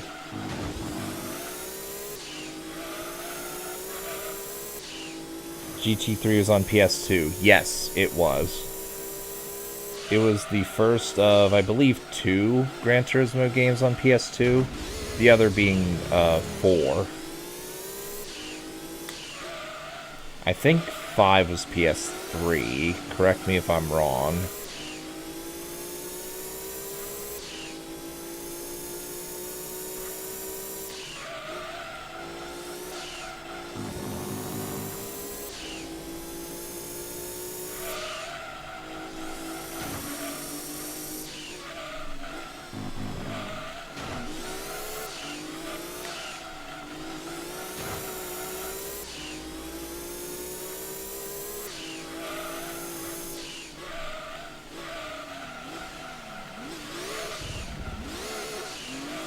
I don't remember that you played this a lot on as a child. Yeah, a lot of people have nostalgia of playing this game when they were younger. I personally don't, because like last week was seriously the first time I ever played this game, and it was on stream. Have I played some Tom Clancy games? Not a whole lot of them. Like, I may have played a demo of one of them, but I've never played one from start to finish.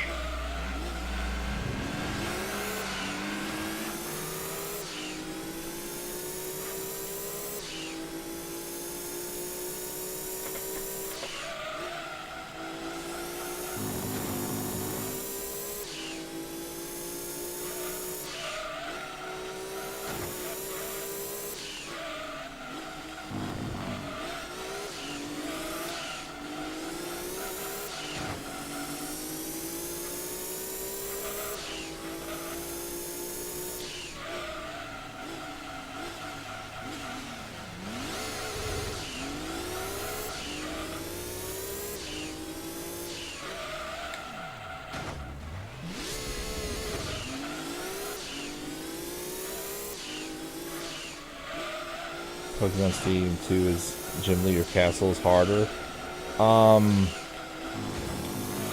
I'd have to... The cups are harder, I believe. Gym Leader Castle, I want to say is harder? I don't know, like... It's hard to say offhand. Like, Psychic types, as we know, in Gen 1 are completely overpowered. And the only way you're beating Psychics in Gen 1 is to use Psychics. Or pray to God you can kill them with the Jolteon Pin Missile, which, that's not a very smart strategy.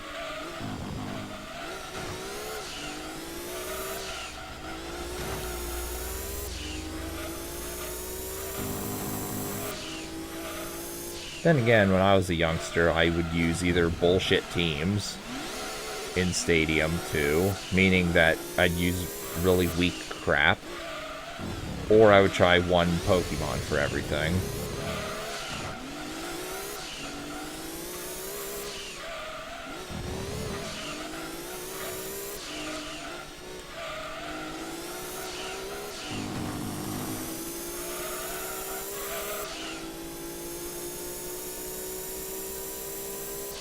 Last level 100, you can fight legendaries.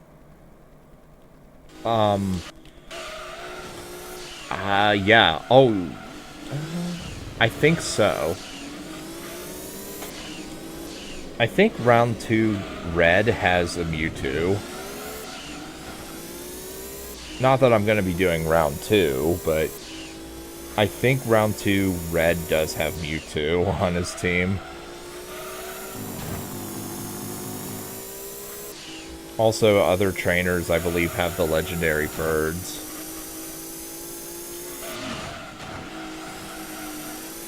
I don't think there's any, you fight the ultimate Pokemon thing. Like, remember in Stadium 1, you fight Mewtwo at the end of round 1? I don't think any such thing exists in Stadium 2. Celebi are powerful. I've never used Celebi because I never knew how to obtain it. But I would assume so. I think it has 100 base stats across the board.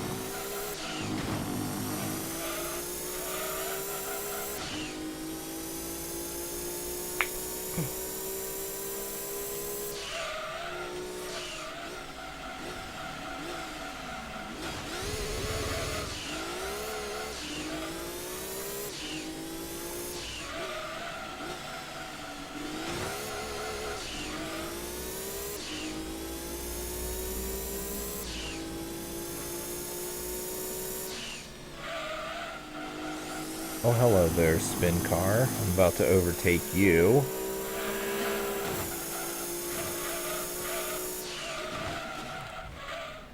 Fuck, I got distracted. My chat. Bye. Hey, Blue Hedgehog Man. Good to see you here this afternoon. When you play Pokemon Steam 2, will I try to add Lugia or Ho-Oh to the team? If I have to, I will. I will try to use the team I use for Crystal throughout most of it, or at least its pre-evolutions. But if I feel that I can't, especially for the Prime Cup, I'm not going to be afraid to, no pun intended, fight fire with fire. And use some power. Use Lugia / Ho-Oh, especially Ho-Oh, with its insanely high attack power, and Earthquake, and Sacred Fire with its 1 and 2 burn chance.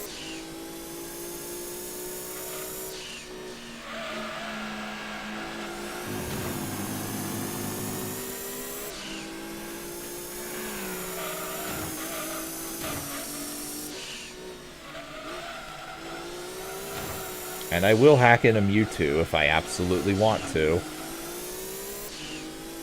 Ash teams on Johto is bad. What, from the anime? I'm trying to think what he even used. I know he used Cyndaquil. Because I remember that, I believe he used Sand Slash. / Shrew. I remember the Cyndaquil because I remember watching the episode where he beat Whitney in the anime. And, surprise, surprise, Whitney's goddamn Miltank in the anime was overpowered. Whoever would have guessed that? Everyone who's ever played Silver and Crystal, that's who. Seriously, fuck Miltank.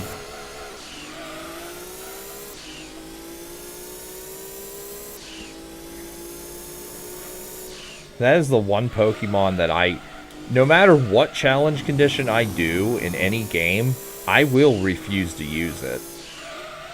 I will not.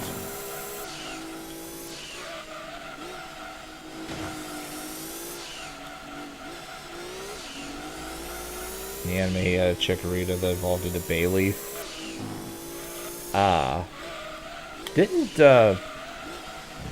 Why am I remembering that with May?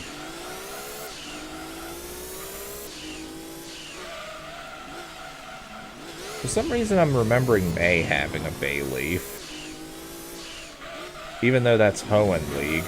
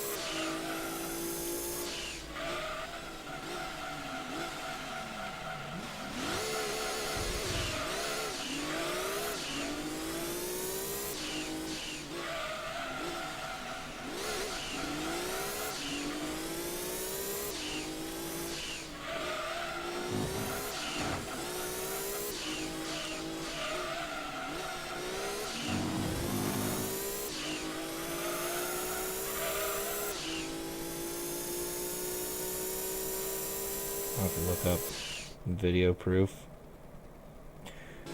Oh, for Mario Wings of the Sky without the cannon. Yeah, it's very hard. You have to do... You have to triple jump off the mountaintop, i.e. where King Bob-omb is. Know where the highest coin is, i.e. the number. Then you have to do a perfect dive down at the right time, and then a flight upwards. And possibly have to do a ground pound to get just a few more units of height to get the number. But yeah, unless you're going to be save stating, I wouldn't recommend it.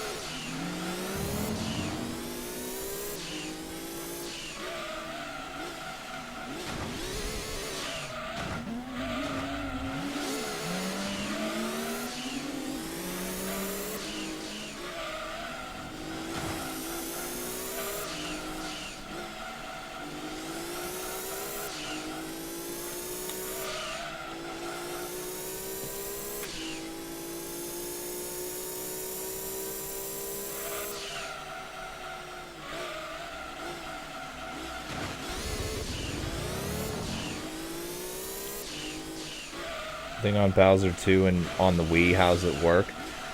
Oh, with the platform rising, but like you mean the thing with the platform rising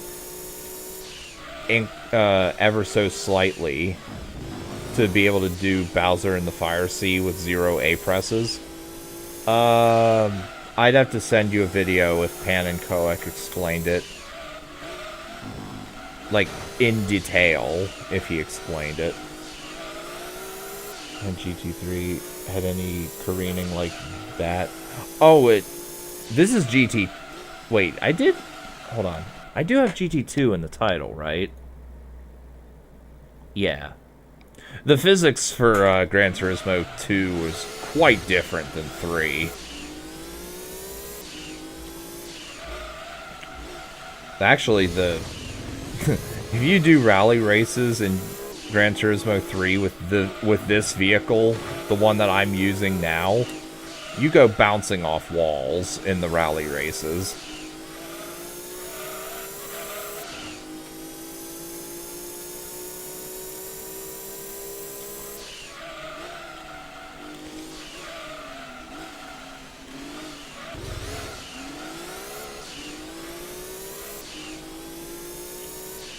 I know you specified 3. I was making sure I specified 3 as well.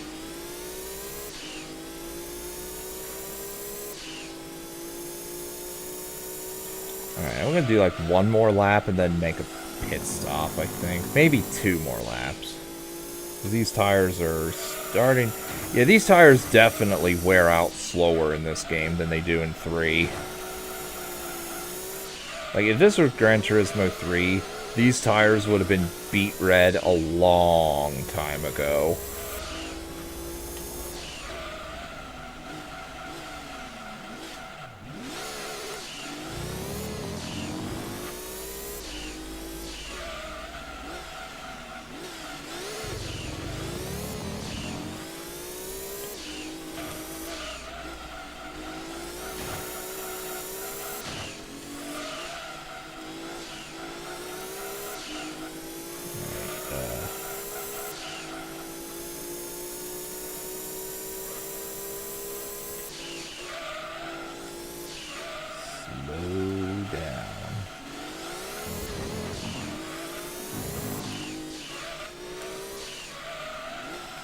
One more lap, and then we definitely have to make a pit stop.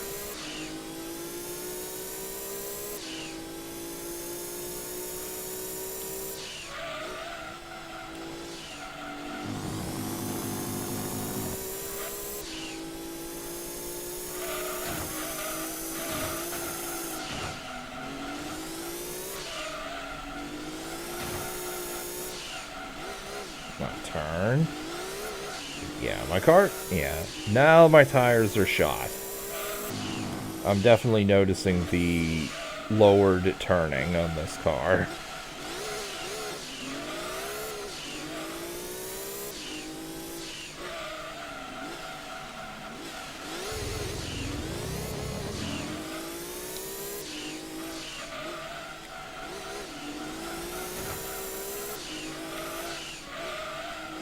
Come on, turn.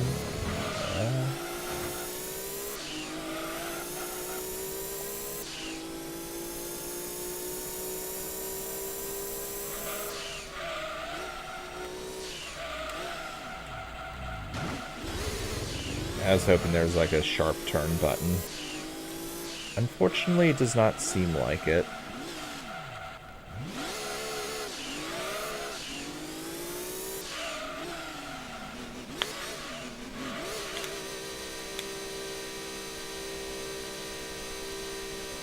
So I should probably update the title while I'm doing this. Trial Mountain, what?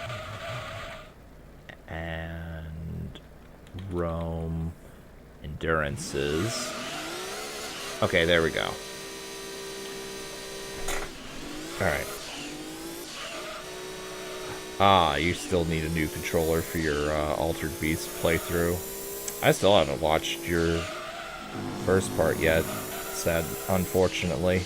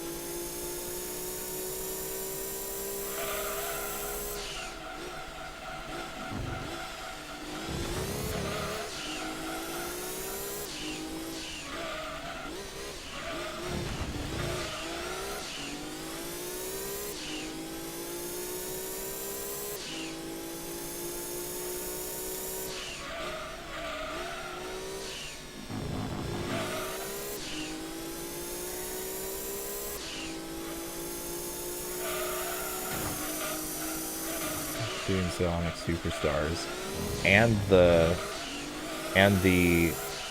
Ocarina of Time hack for Mario 64.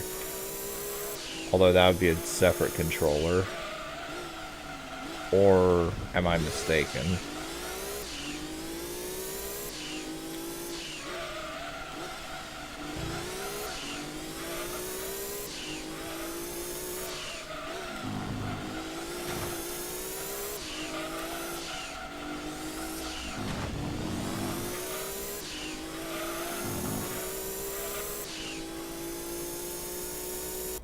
If I can while I stream this on some Sunday, like GT3.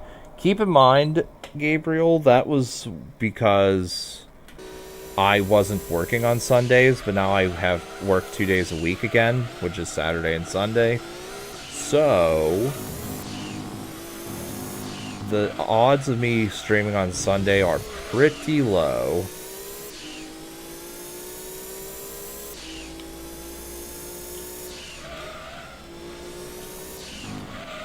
Also, you hear anything in the background? That is my air conditioning unit.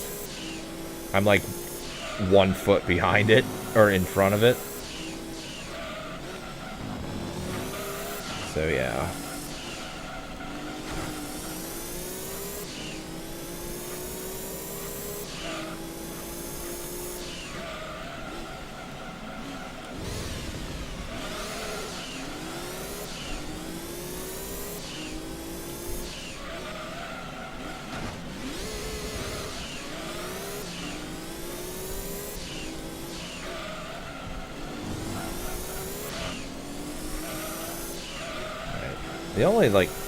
The only reason I don't have... There's 2 reasons I don't...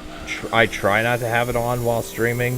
One, the obvious reason...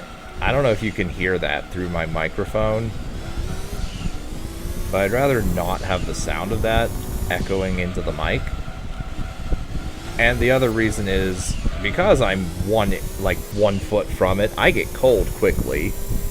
But then the second I turn it off, oh, I get hot again.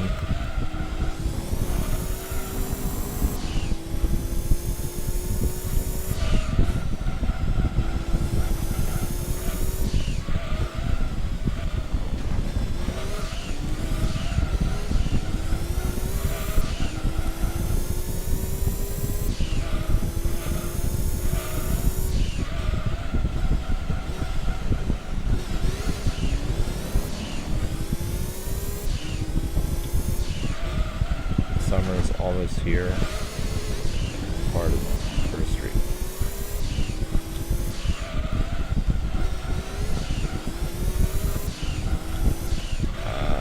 Yeah.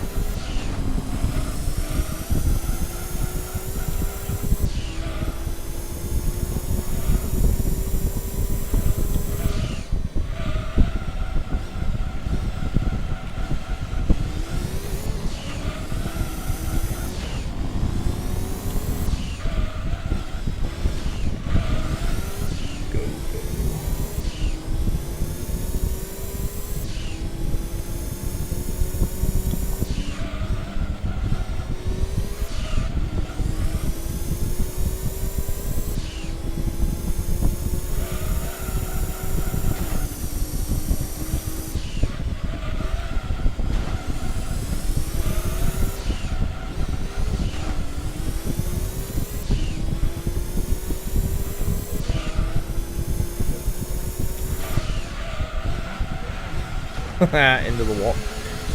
I slammed him into the wall, and then he just immediately goes forward. Yeah, bully tactics just don't work at all, even though I like doing it.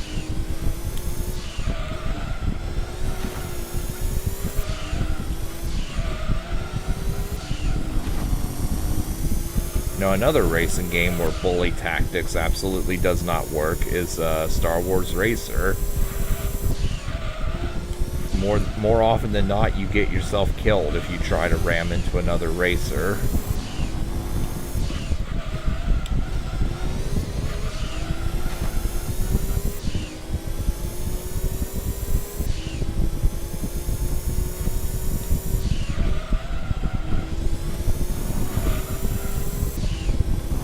Yeah, Star Wars Episode 1 Racer.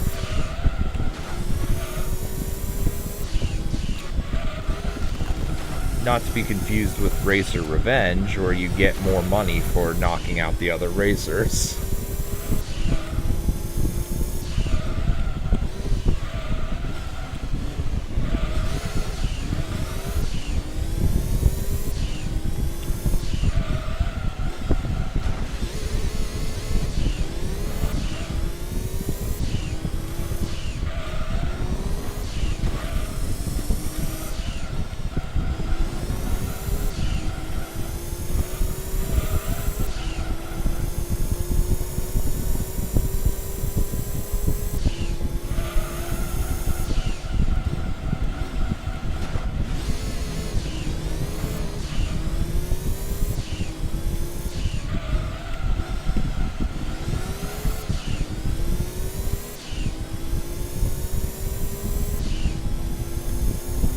Piddly Ford GT40.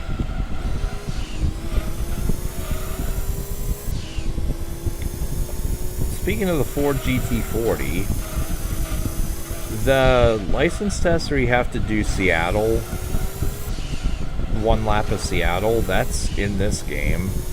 They just copy-pasted that for GT3.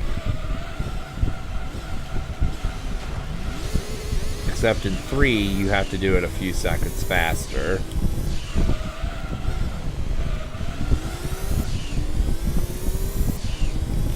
Have the interest of streaming Star Wars Racer by the Reverse Tracks mod. First of all, I have to get the game on Steam or GOG. Secondly, I'd have to install the mod. Thirdly, I don't think I'd want to play Reverse Tracks, because some of them might be too difficult for me to bother with. Though, I'm not against the idea of trying Reversed. Though I would not be doing New Game. I would be doing New Game Plus. And I would be doing them all with Ben. Because, like, I don't know how you would do. I don't know how you're intended to do Andobe Mountain / Hallard Gorge. You know the one jump you have to do towards the end of the track? I don't know how you do that one in reverse.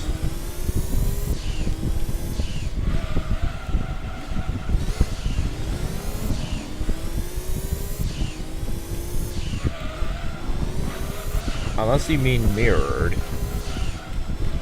But I have no desire to do mirrored.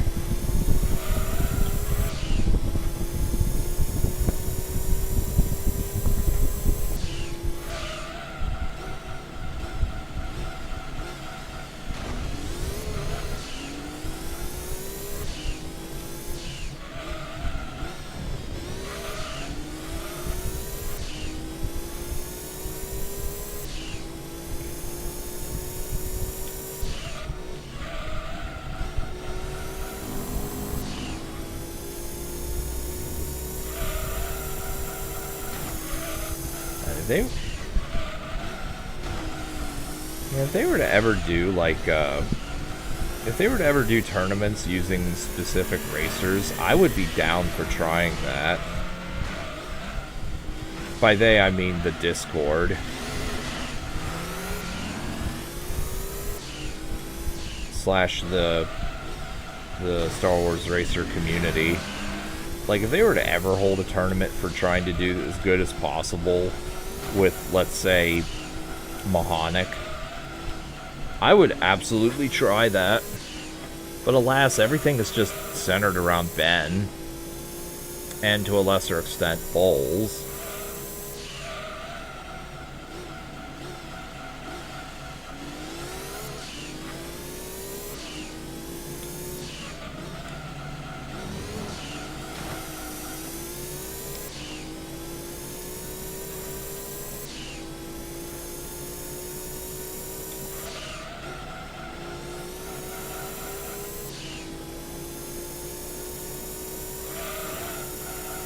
If you do list your Mario 64 ROM hacks to me on Discord, you'd better spell them out and not use abbreviations, because I'm probably not going to know what the abbreviations are. Unless, of course, it's something I would know. Like NOD. Not that you would ever do NOD, but that is one I would know.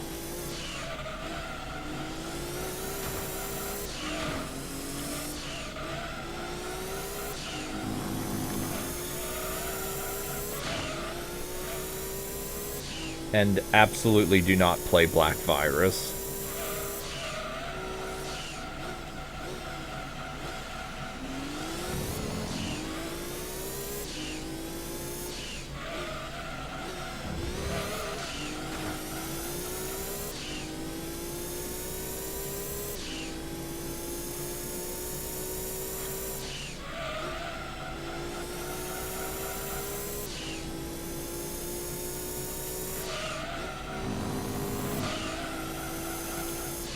What was the name of the ROM hack?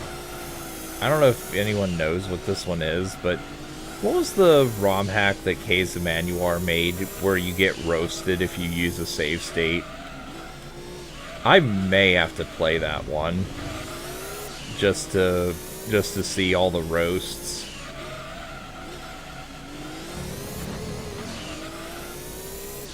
Saw content of Black Virus. Yeah. Cat789 did some of that, and I've seen some tasks of the actual hard / literal impossible bullshit on Black Virus, and yeah, just fuck no. I refuse to even try that hack. Okay. Let me explain something. Course 15 Reds, the creator of that hack did a task of Course 15 red coins and 130 coins. Yeah, the 100 coin star now requires 130 coins. That's one bad thing. Secondly, the task of that he made took him an hour 15. No, it's like an hour 17. The task took that goddamn long.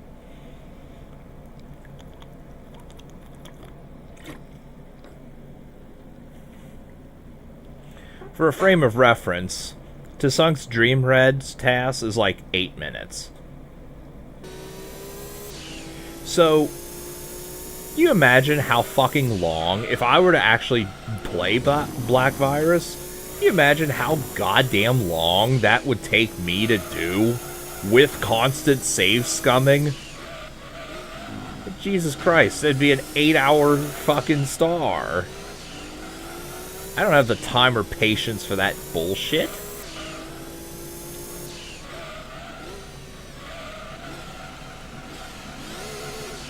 Also, I probably didn't even have to pause the game there. This is the 2-hour endurance. I probably could just sit and not do anything for a minute. Come on, go. Ultra Sky Red coins are impossible. You mean in SM76 Extreme Edition?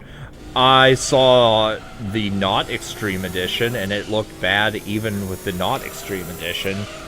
You only need to do quicksand ledge grabbing. Yeah, for an absurd amount of time.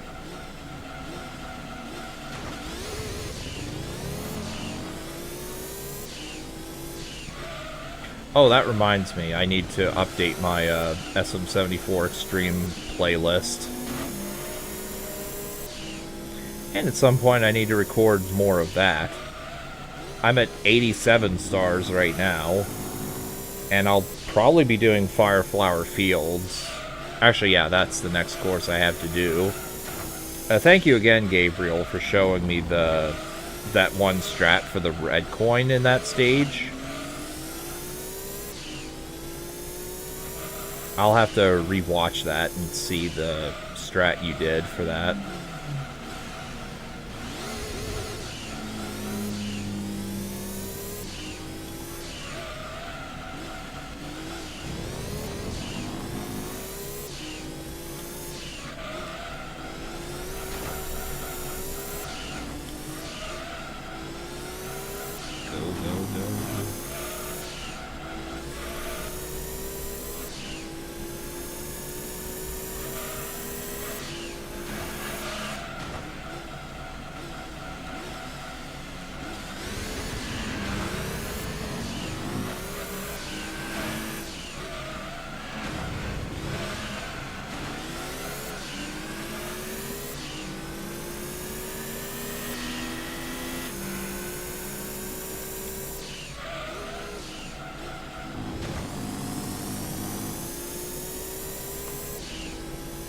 Doing it the intended way for the wooden construction star.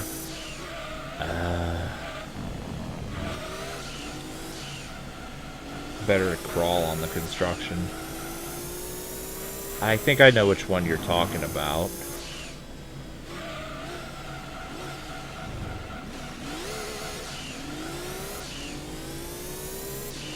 Let's hope I don't get destroyed by the camera again when I try that. Like I did with the fucking floodplain in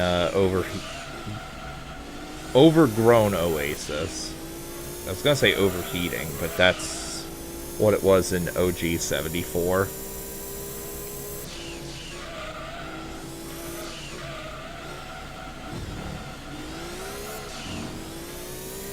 Allegedly, it's better to crawl. It's the intended way to get that one pyramid star, the one over the death sand. Allegedly, the intended way to get that one is to crawl up the pyramid. But I call bullshit.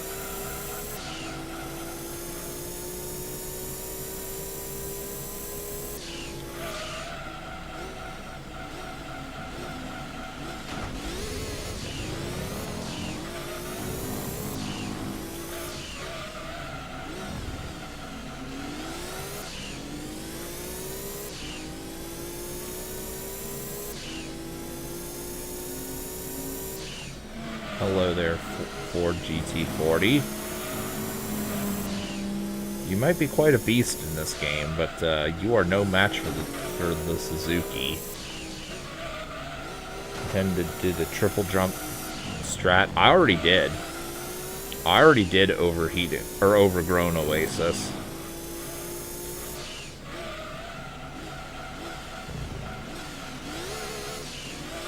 And holy shit, do I hate the underwater puzzle, or not puzzle, the underwater section, because the camera is so fucking bad.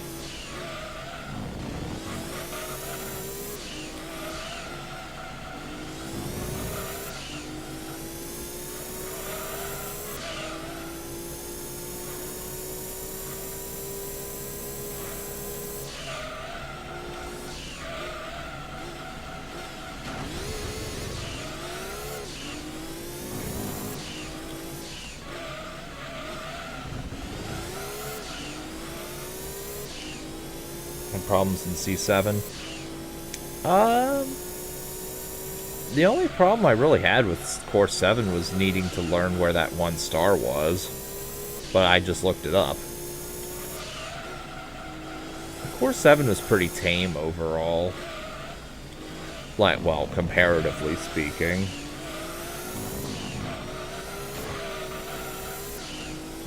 Been over 2 years since your last OOT Mario 64 stream. Yeah, I knew it was a while ago. I want to say it was early 2023 or something. Maybe even 2022.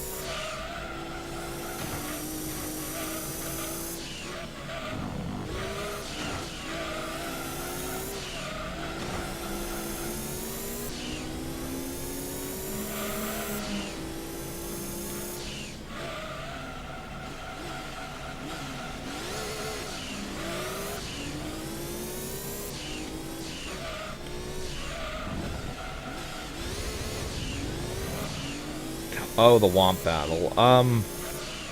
I learned a pretty good way to deal with the Womp. Well, by pretty good, I mean a acceptable way if you're going to use save states.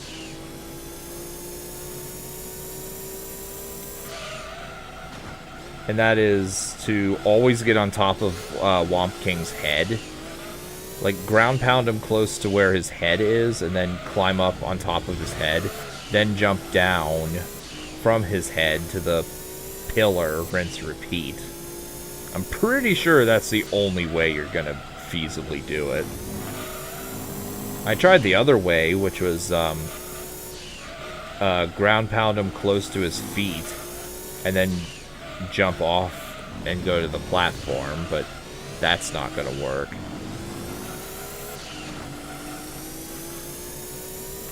And I did remember the star that was inside the pillar. The one inside the pillar where the Womp King is.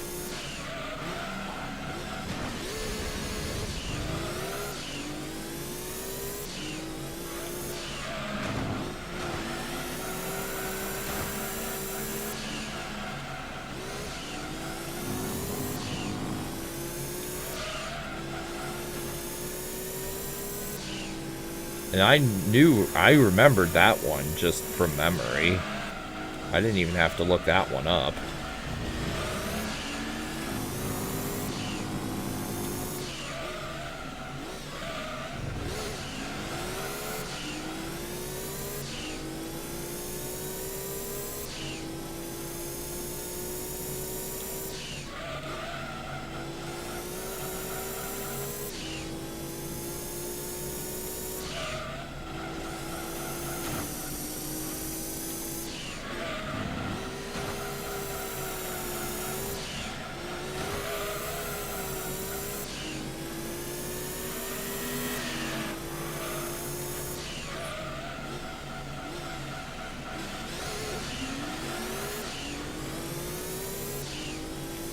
Secrets I had trouble.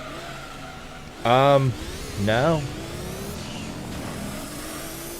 Oh, the side somersault. Yeah, for some reason the side somersault is randomly fucking hard to do. Don't ask me why. It just is.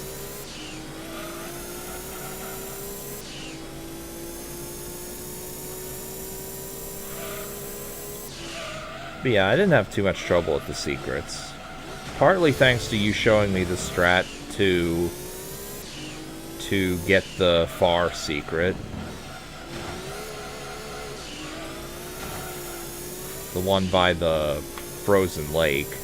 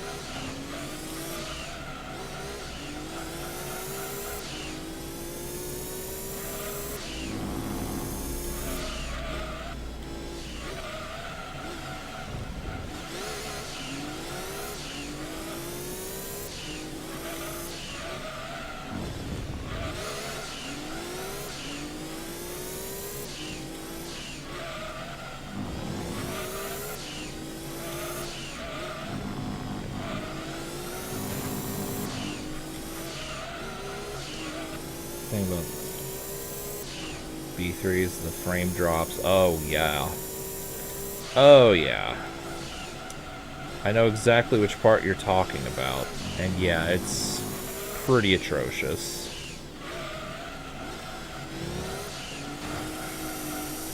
I wish I knew how to clip into that one part of the wall to avoid all that nonsense. But alas, I don't.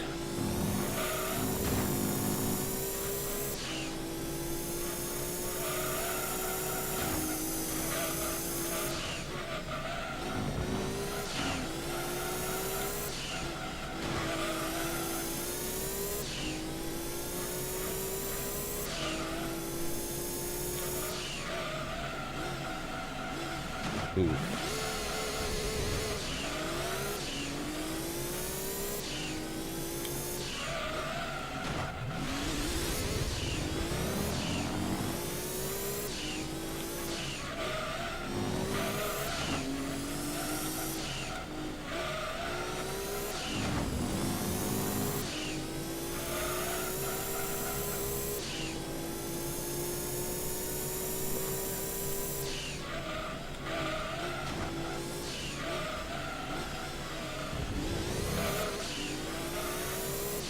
Treasure World has enjoyable stuff. Oh yeah, Treasure World is very enjoyable overall. Like, if you're willing to play a hard difficulty ROM hack, like, beyond the level of Mario Nightmare 64, which I've never played, but I've heard that that is nowhere near as bad as the stuff in Treasure World, while some of it. If you're willing to play a very hard difficulty ROM hack, but not stupid hard, like Dream Edition, yeah, Treasure World is a very enjoyable hack, and I still recommend playing it. And yeah, there's a lot of enjoyable aspects of Treasure World. But again, you have to be willing to do some really hard things and go outside most people's comfort zone.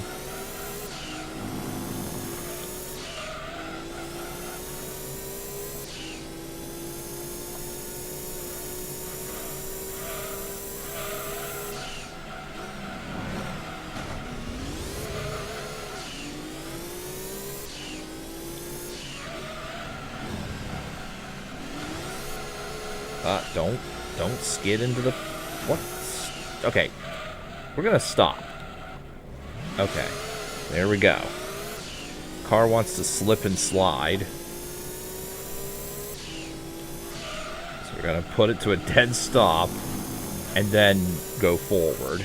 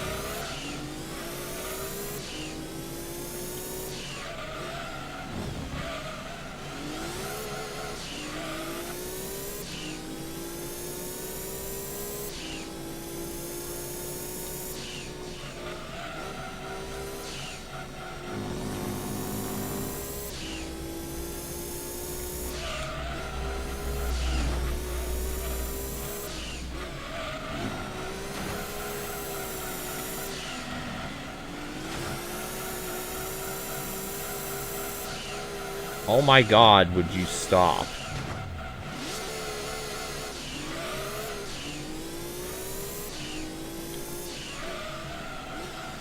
Okay, I'm not sure if this is some weird bullshit with the game or if it's because my tires are starting to wear. I mean, they're orange, not red. But still, it is getting down there.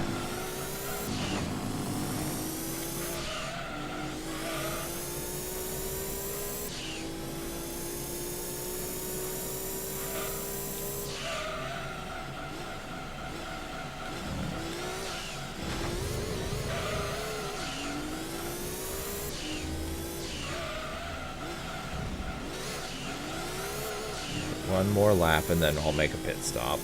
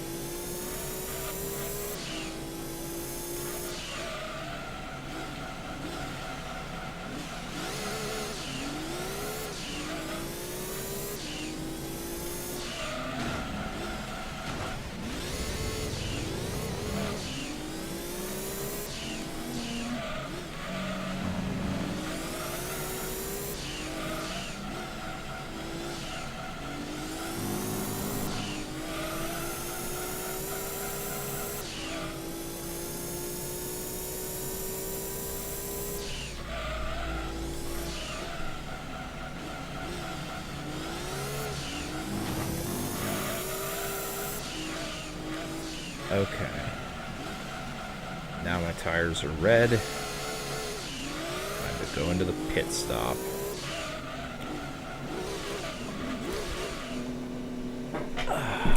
There we go. Gotta lift my computer seat up. This thing's old.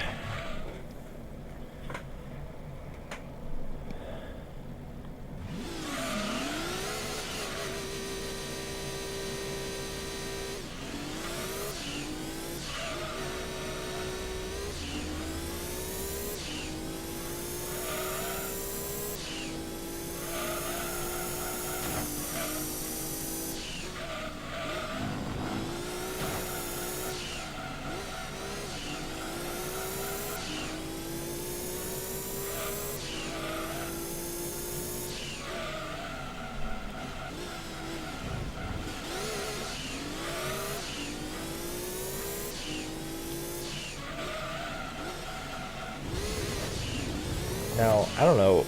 Have I ever played the Mummy game? Nope, never played that one.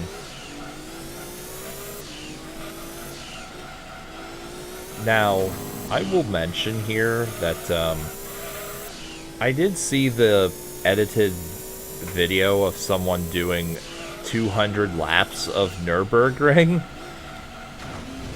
And he was streaming. Apparently, from what I understand, he did not take any breaks and did not pause at all. Well, he may have paused to, like, go to the bathroom or something. I don't know, but he didn't take any breaks. He didn't pause stream to come back to it. But anyway, he did 200 laps of Nürburgring in one sitting.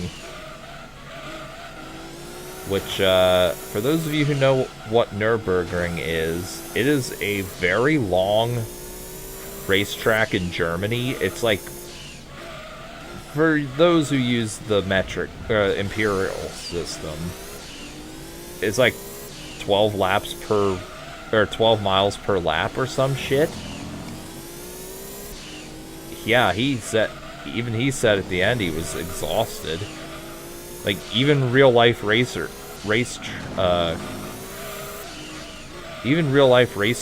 drivers don't do this shit.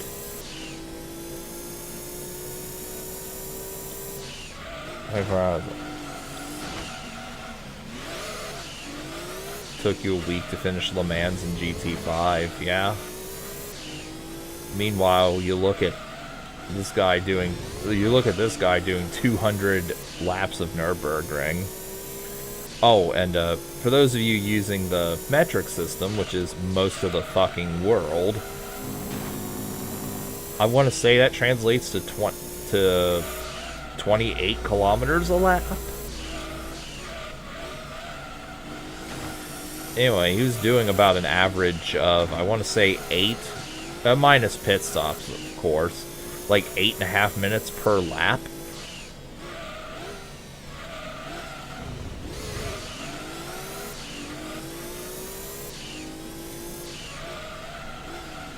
How long it takes also.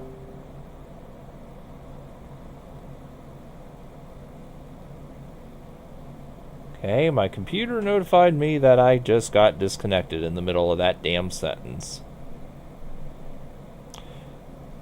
I hope I'm back now. Anyway, as I was saying, it's one of the longest racetracks IRL. As far as just distance per lap. It might not be the longest to complete a lap in a race car, I'm not sure.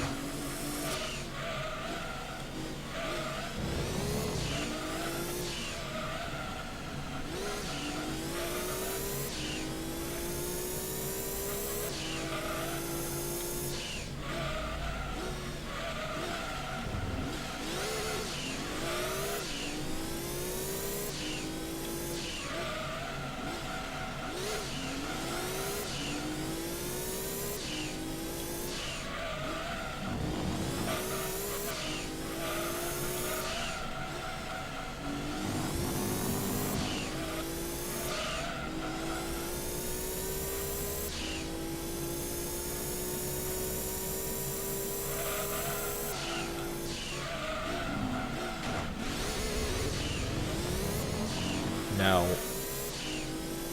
I'm not sure how audible this is in the VOD, but I can hear the annoying squishy sound effect whenever I change gear. The one in Gran Turismo 3, I straight up muted the in-game sound effects because it was very annoying and loud. Fortunately, in this game, it's really, really quiet. Why they made it 10 times louder in 3, I have absolutely no idea.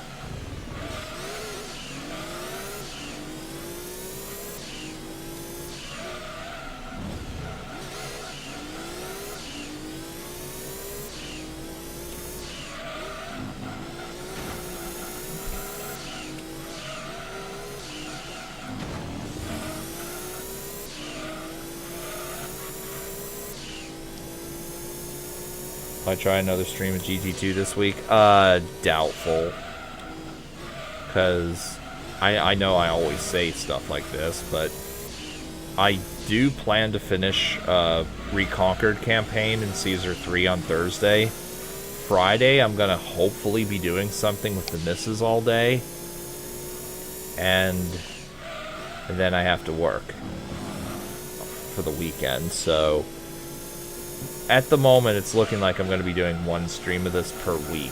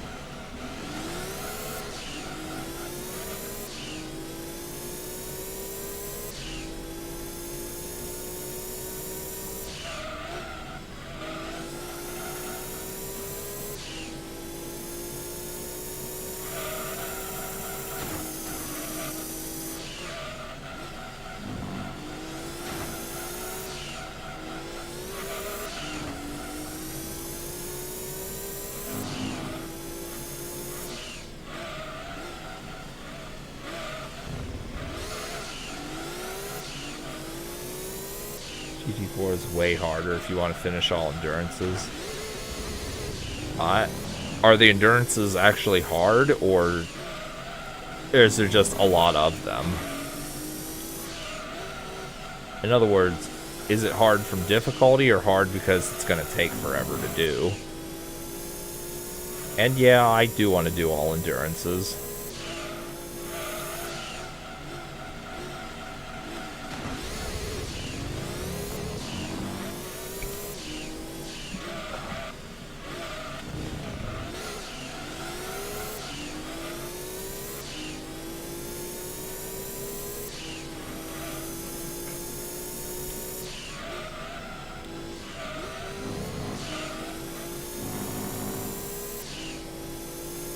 Eight, 9. Oh my god.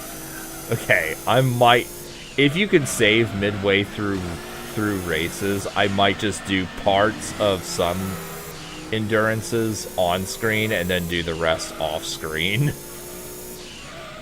Because if I get a solid lead, you'll get the point.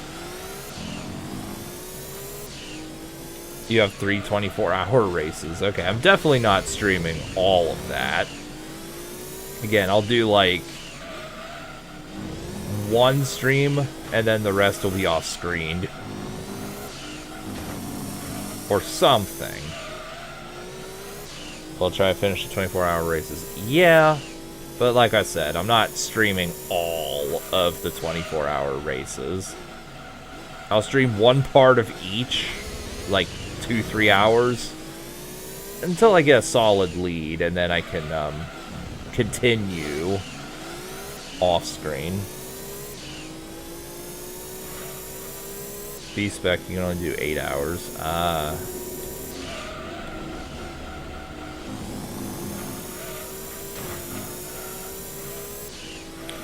I would end up doing whichever gets me the most unlockables slash 100%.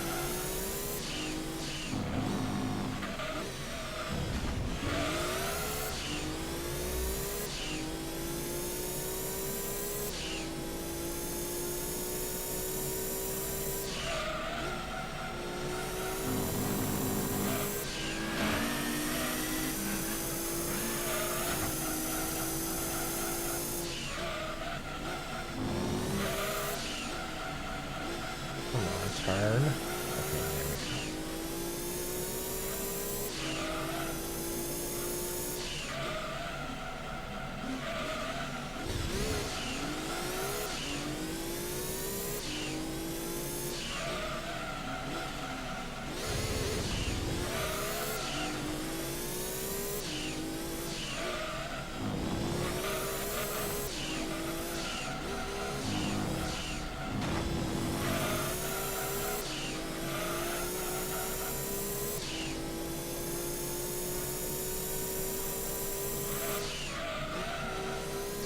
I hate to say, I'm getting sleepy.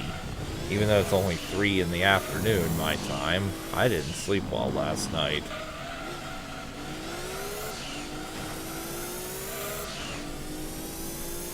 So I think once I'm done here, I'm getting dinner, and then I'm going to bed.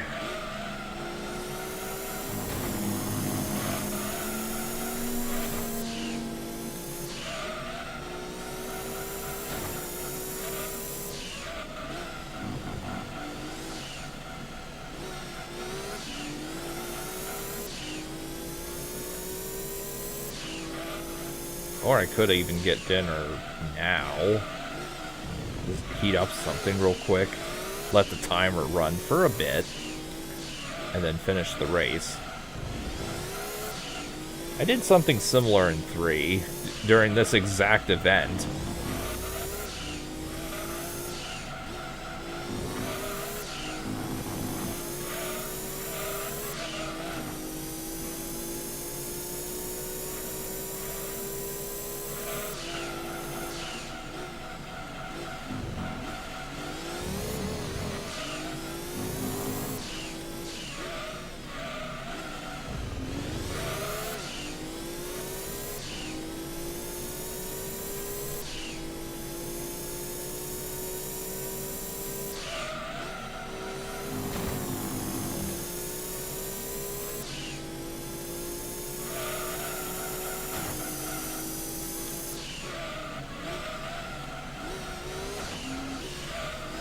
Game doesn't show how many laps I'm ahead. Not until the end of the race, unfortunately. I would have a lot more peace of mind if I had that information. Although, I don't think 3 did either.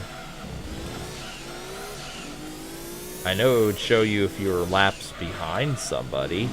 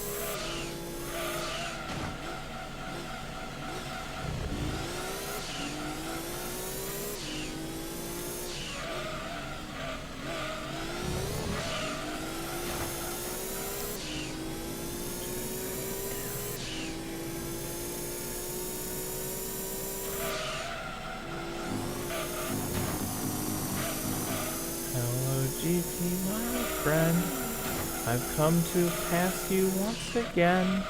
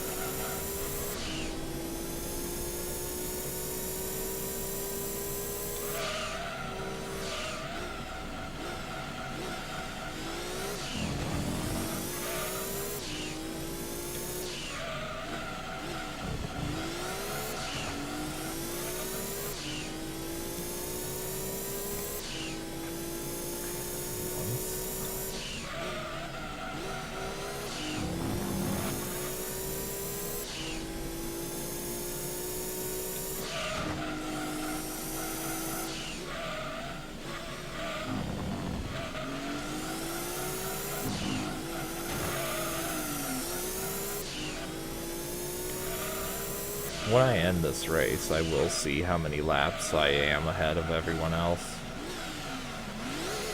Also, is that seriously what I think it is?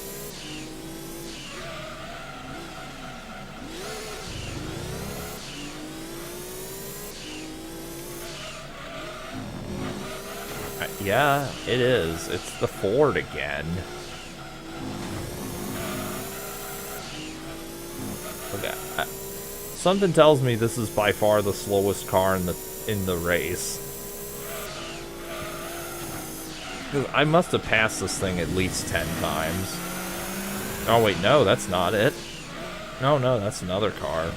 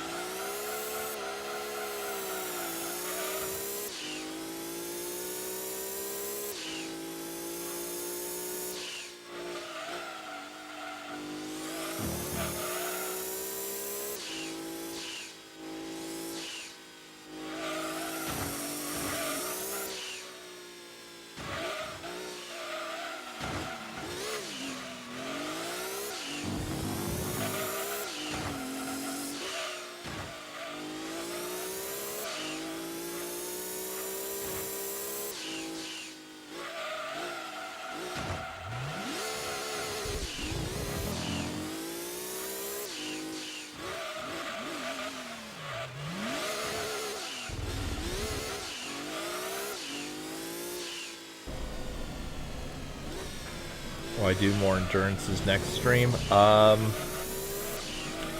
No promises, but I would not be surprised.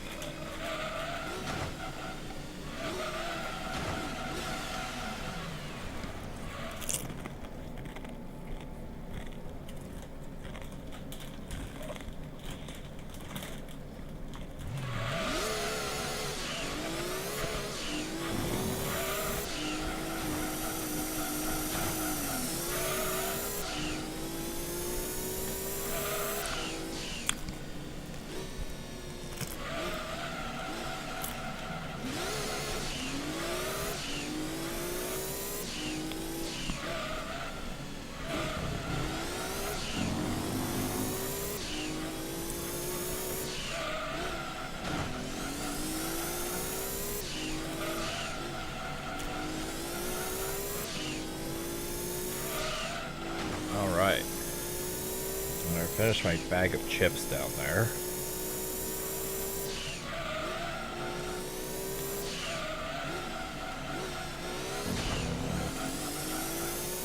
And I feel confident enough to be able to not only refill my water down here. Oh wait, I still got some left.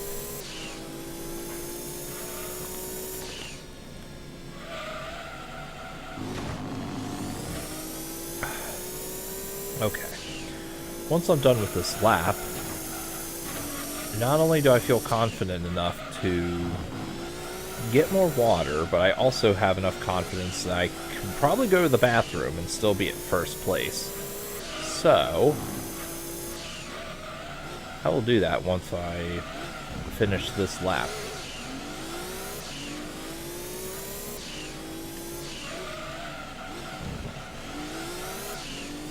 I did this again. I did this in this exact same event in 3.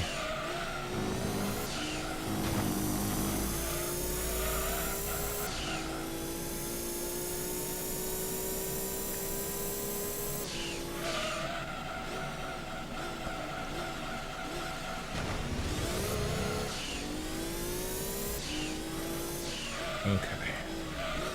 10 minutes left. And there's no way they're gonna beat me, I don't think. So, wait for the car to come to a stop. Actually, let's get up this hill at least.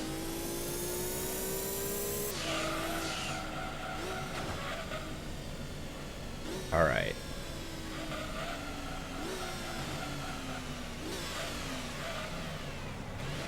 Alright. Be right back.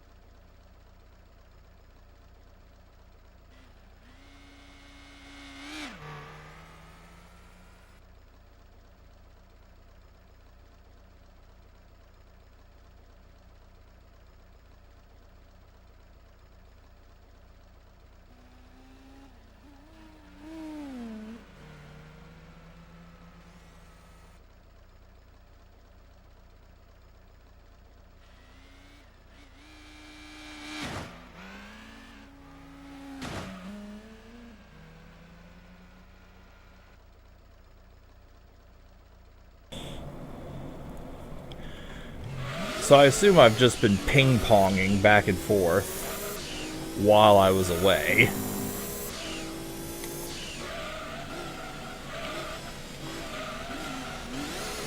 Didn't expect that to happen. But alright. And as I rightfully predicted, I'm still in first place. I got 7 minutes to spare.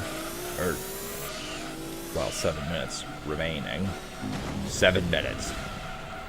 Hang on. Come on, turn right. 7 minutes. 7 minutes is all I can afford. Is all I can spare for you.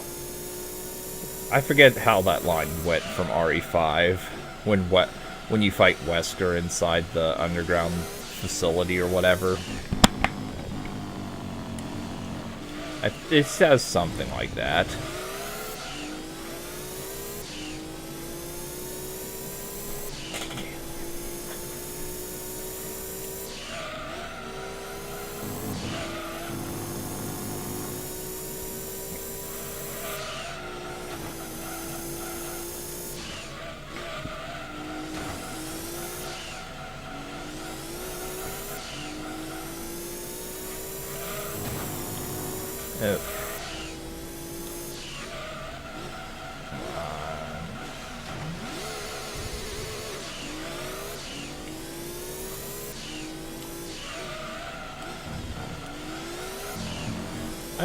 I am a little curious if anyone's actually completed 99 laps of this before the 2 hours expired. Somehow I don't think it's actually doable.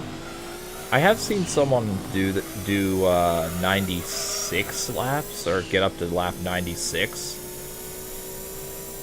But I don't know if it's actually possible to do all 99 laps. Of the 99 that are listed. At least without cheating, I should say. And let's just turn off that AC.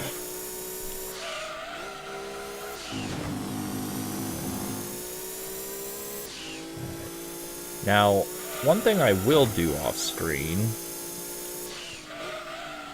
is I will try and get one vehicle for each of the special dealership events. I'm not going to win them off screen. All I will do is unlock vehicles that can compete. And then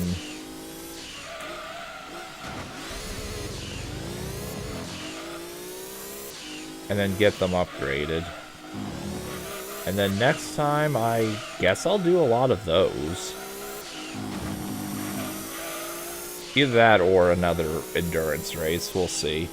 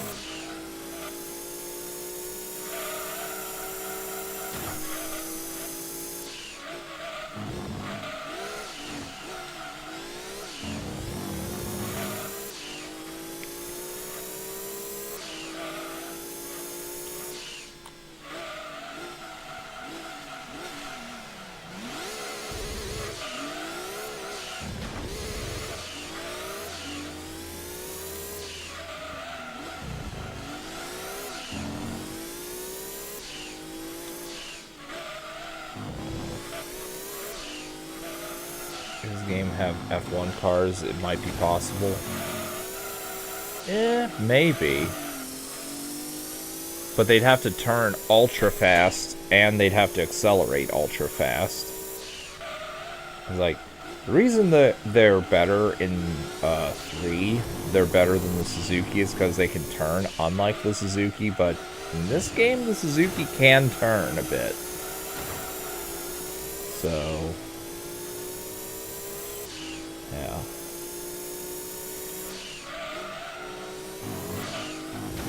Right, and I am going to come to a dead stop at the finish line.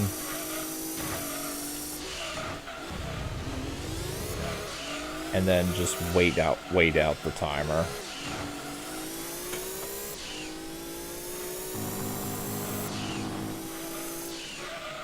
And I would be curious as well if it's possible to do all 99 of the listed laps before the 2 hours is up, would the race end? I assume the answer is yes. But I don't know.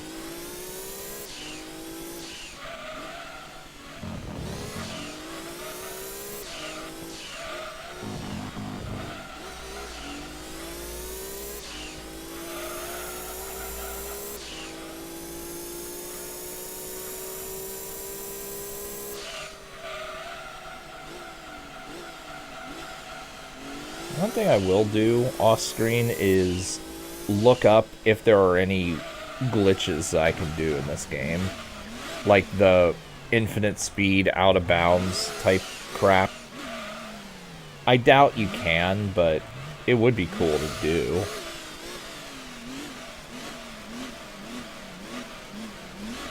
Crawl right up to that finish line. Right up to the finish line. Don't you bump me. Don't you bump me.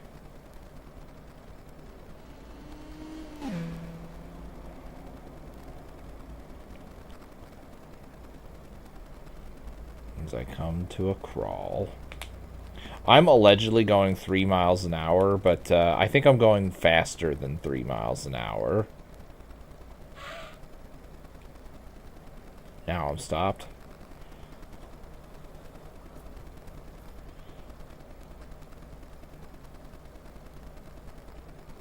Okay. There we go. 91 laps completed. And this is with me going to take piss. Okay. Oh, only 2 laps. Wow. Yeah, so the AI does not fuck around.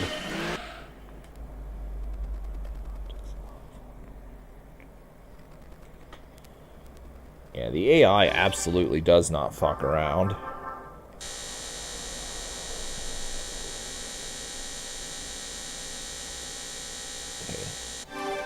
New car acquired. I'm curious what this car is.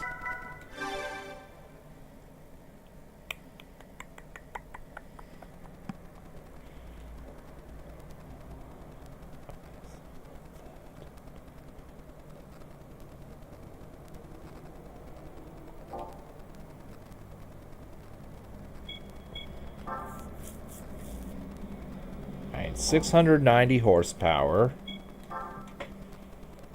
590 horsepower.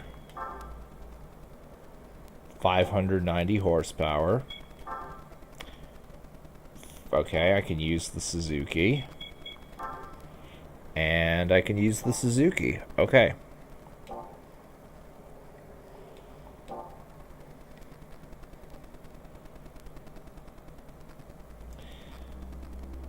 So let's see. What did I win? What did I win out of this? Altezza LM edition. Oh. Isn't this an extremely overpowered car in this game? I think it is. If it is, then hell yeah, dude. Also, 590 horsepower. Right on the dot for that 590 horsepower that I'm allowed to have. I do enjoy that. I have to look over some of these cars and see what I can use for other things. Anyway, that will be it for this segment. Like I said, when we come back... when I come back next week... I will probably have all the cars that I want. Maybe not. Maybe I won't do anything off screen. We'll see, but either way,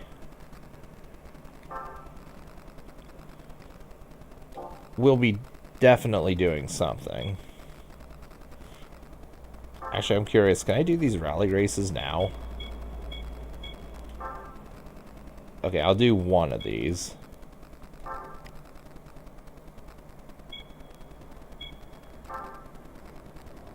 Okay, yeah, I just want to see what this is like.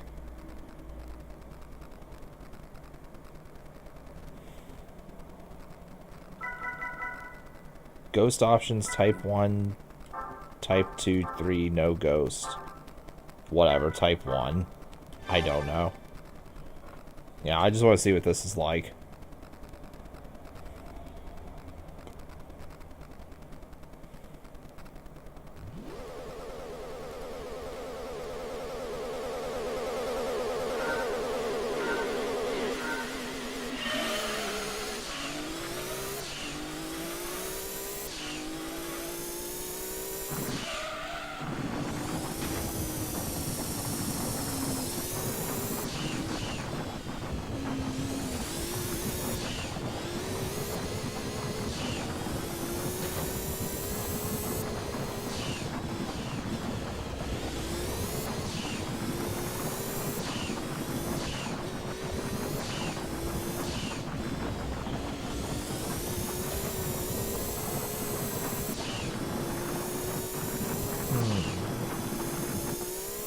Okay, getting some air. Holy shit!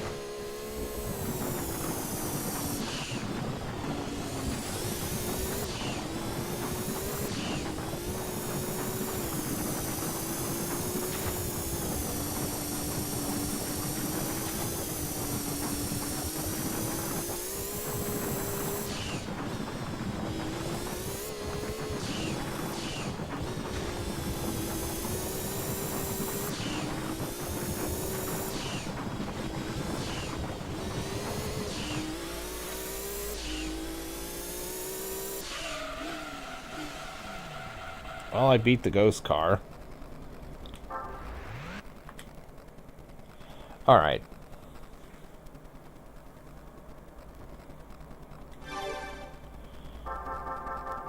$5K. Alright. Did I hit replay or continue? Shit, I hit replay. Alright.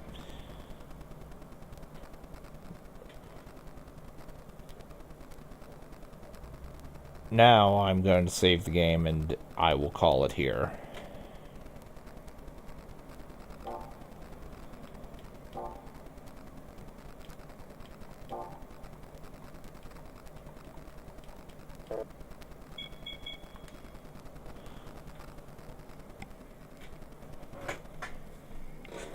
So yeah, when we come back, we'll do whatever we're gonna do.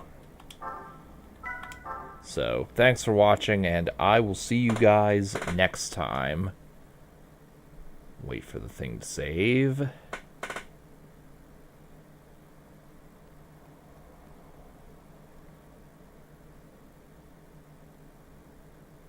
Okay. Farewell.